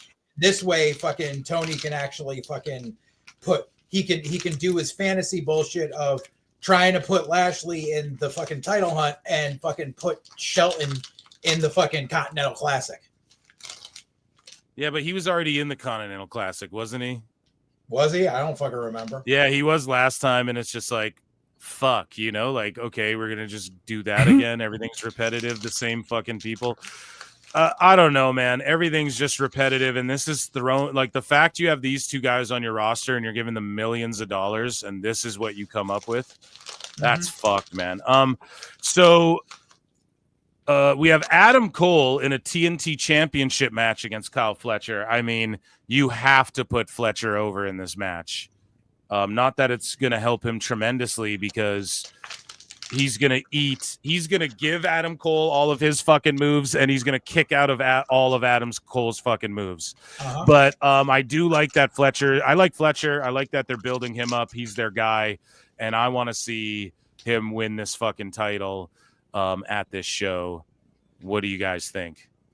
I mean, we already saw this match. I know. And like we saw, we saw Fletcher hurt Cole, so yeah. Oh yeah, go ahead. It's the TNT belt is just the hot potato belt right now. So yeah, whatever. It means nothing, especially considering the fact that, we're just introducing belts left and right here. So yeah, whatever. Put it on them, and then people will forget about it, just like how people have forgotten that Adam Cole's a TNT champ right now. Yeah, I want to see Fletcher feud. Certainly Scorpio did. Sky. I want to see a Fletcher feud Scorpio Shut Sky. up, Phil. Stop. Like, what is Scorpio Sky's Scorpio fucking Sky? Yeah. Are you serious, Phil? I'm dead serious. No. Cut transmission. Stop transmission. Guys, we're trying to build fucking talent here. Like Fletcher needs to go over guys who like can work and are veterans and get wins over guys who might not be here in the next 5 years or whatever the fuck. Phil, there's a problem with that statement. Every match in AEW is a competitive match, so I know that aspect. It doesn't really matter. We're talking in a perfect world here, okay? If I had the fucking pencil and we could fucking actually build this guy up correctly, which I do give Tony Khan credit. Like, he features Fletcher a lot, and he's not the worst guy. He has fucking size. He has a look. He features Fletcher as a favor to Ospreay. As like, no, I don't know. I think Fletcher would be one of these guys. Fletcher is to Ospreay what Jade Cargill is to Cody. Yeah, but here's the thing. Fletcher, I think, like, let's say him and that other dude were in a fucking tag team. Yeah. Tony, and they had nothing to do with Ospreay. Tony would have scooped those guys up. Mark Davis or whatever, if they were doing the indies and shit the way they were. You know, he loves all those international fucking, you know that, dude. So he just scooped this. You know kid what up changes? eventually. Listen, I'm not even saying he's change- building Fletcher right. It's mostly Fletcher getting Fletcher over. Sorry, Awful, go ahead. Fletcher needs to do. JJ understands this part, and I'm trying to remember if there was somebody else who did the same. Oh, it's kind of like when the Undertaker opened up his robe and there was a goddamn American flag underneath it, or that time when Lex Luger showed up on the USS Enterprise. All of a sudden, Fletcher needs to do something like that. I'm sorry, the Intrepid. Thank you, sir. But come on now. I mean, Fletcher needs that type of turn where it's just like all eyes on him. If he can dethrone Moxley, you might have something there. But don't just make him like, oh, he needs to beat this guy and that guy and this guy and that guy. If he's ready now, and Phil thinks he's ready now, then have him face the world champion. Like, get him out of this faction. Just do a complete overhaul of his character and have him come out as some sort of baby face, a conquering hero for AEW. I don't know, but a good possibility. As it stands now, it sucks. Yeah, I think he's a better heel, but it's all good. We talked about the Young Bucks and Swerve and all that. We have Katsuchika Okada and Kenny Omega fighting for the AEW Unified Championship, which Tony Khan went on record and said I can't that believe this. Both of these titles lineages, like, we might see the champion walk around with all three titles, and like the lineages live on through this title. Airports. Yeah, and then they're gonna do the Continental Classic still and all this shit. So there's no these point. Belts And aren't getting unified at all. Yeah, they're just like making another belt and calling it the unified belt. Yeah, I mean, that's the problem. Like, what's the point of calling it the unified belt if nothing's even unified? You know, It's just it's Tony communist making more world belts for the sake championship. of making belts. the communist title. So yeah, I don't know. I think Kenny Omega will win this thing, though. If I had to fucking bet on it, what do you guys think? Quick predictions. I gotta see Superman in like half hour. Quick predictions. Because Okada doesn't want to fucking work 1 day a week. So yeah, he'll probably be like, I got my money. I'm good. You got Ibushi here now. You got your token Japanese guy. I'm taking off for 6 months. Yeah. Sayonara. You agree? You concur? Omega gets the W. Yeah, I mean, because he's the one got to work. He's got to rebuild his cachet. Okada's been on TV every fucking week, and he's quite boring. No one cares. Whereas, no one cares. And now it's time for the Omega Project. So we're gonna find out if he can do 6, 7 weeks, 8 weeks at a time. Kenny gonna be belt collector again. So we already covered the World Championship match pretty much. We gave our predictions. I don't know. I think I could see them just doing the safe thing and having Adam Page win this shit. But yeah, like if Moxley wins, it's more compelling that way, as tired as everyone is with, but we've seen this match 80 billion times, Texas Death. You guys gave your predictions, right? You guys think Moxley walks away with this fucking thing? Moxley wins that match, but then they do something. And I just realized, like, because we laid the things out, what if like Tony just tries to put 10 pounds of shit in a 5-pound bag and does some shit where, let's say Page ekes out a win, but then here comes Christian to cash in, And Christian lays out Paige, takes the belt, and as he's celebrating, here comes fucking Orange Cassidy with his gauntlet shit and beats Christian and walks out the champ. Because that's some super indie-rific stupidity that Tony would pull. Yeah, with Tony, nothing. Yeah, exactly. Like nothing's ever really as it seems. Like it's not typical wrestling. Like he books in his own crazy way. So I could see some bullshit like that too. But the AEW Women's World Championship of Wrestling, Mercedes Moné versus Tonya Storm. So do you guys think she does it? Mercedes wins this and completes her collection and wins the AEW Women's World title? We're all in agreement. Wet? Yeah, exactly. We all agree that that's what's going to happen, correct? Like there's no other thing that could possibly happen that makes any fucking sense that Tony Khan or Mercedes or what anything. This whole fucking thing has been building to her winning this title here tonight. So I mean, it's largely predictable, but Awful, what are your thoughts on this thing? I would write it as Tony Storm would lose. Obviously, Mercedes Moné is not going to make that a possibility. But if you have Tony Storm win, you have now see what happens is that you can do an entire 6-month program. Walk with me, like Razor Ramon in his losing streak with Mercedes Moné. She wants to become a babyface in the next year.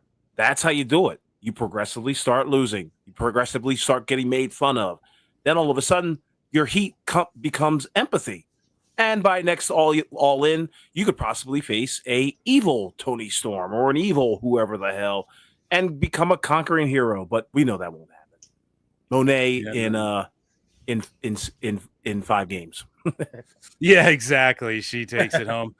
So speaking of taking it home, ladies and gentlemen, that was the preview for All in Texas right there. I think we're all in agreement on the fucking the women's world title match, and for most of the card, a couple disagreeable moments there, but all good. At the end of the day, we know he's going to add like 15 more matches to this fucking thing. That was our preview right there.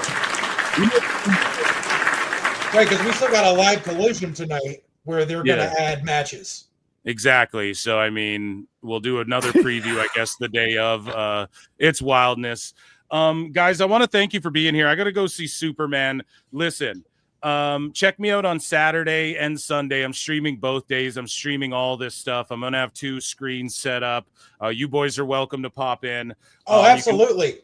You can follow my friends here. JJ, why don't you tell them where you can follow where they can follow you and plug your show quick. So yeah, you can find me on Twitter at JJ_Alexander. You can find my YouTube channel. It's the Full Circle Radio Network. That's at Full Circle Radio. The wrestling podcast I co-host on there is called White Heat.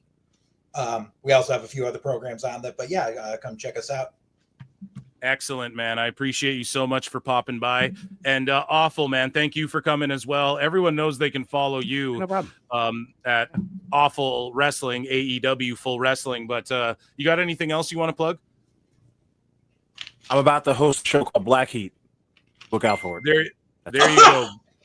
Black Heat, yeah. Motherfucker! I had you up, yo! Black Heat. Check out Awful Jeopardy on the Awful Wrestling YouTube channel, and check out Toonie Talk Wrestling every Tuesday. Watch me smoke that ass. Guys, I'm gonna go watch Superman, and I'm recording a Squid Game video on youtube.com/@PhilMarksOut as well. So make sure you check me out over on that channel. And thank you all for being here. Round of applause for my esteemed guests. And until next time, folks. Oh, sorry. Thank you, PWT. Oh, sorry, George. I'm not meaning it. For 10. George says, for a box of popcorn at the movies. Thank you, Phil, for all the hard work you put in for all of us. No worries, man. And George will be with me on the SNME watch along. Vintage George Capture always joins in for the retro throwback. Thank you so much for your support, dude. I really appreciate that. And yeah, I've been going hard with the content, so I really appreciate that. And thanks. I'll grab myself some popcorn, dude. Hey, everyone, drink lots of water. Take care of each other. JJ, Awful, I appreciate you guys for being here. And until next time, I will see you all in the Upside Down and leave you with some Becca. Okay? Peace. Becca, bitch. You're about to get vile.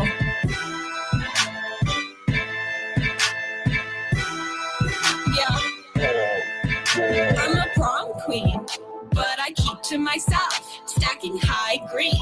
You're in debt to your health. AARP. Ain't shit old but my wealth. And my oppie's getting dumber every day. Ha! Up in the gym, but I never need a witness. Tonic and gin when I'm working on my fitness. On Becca, on God, I'll make you wish you had this hot bod.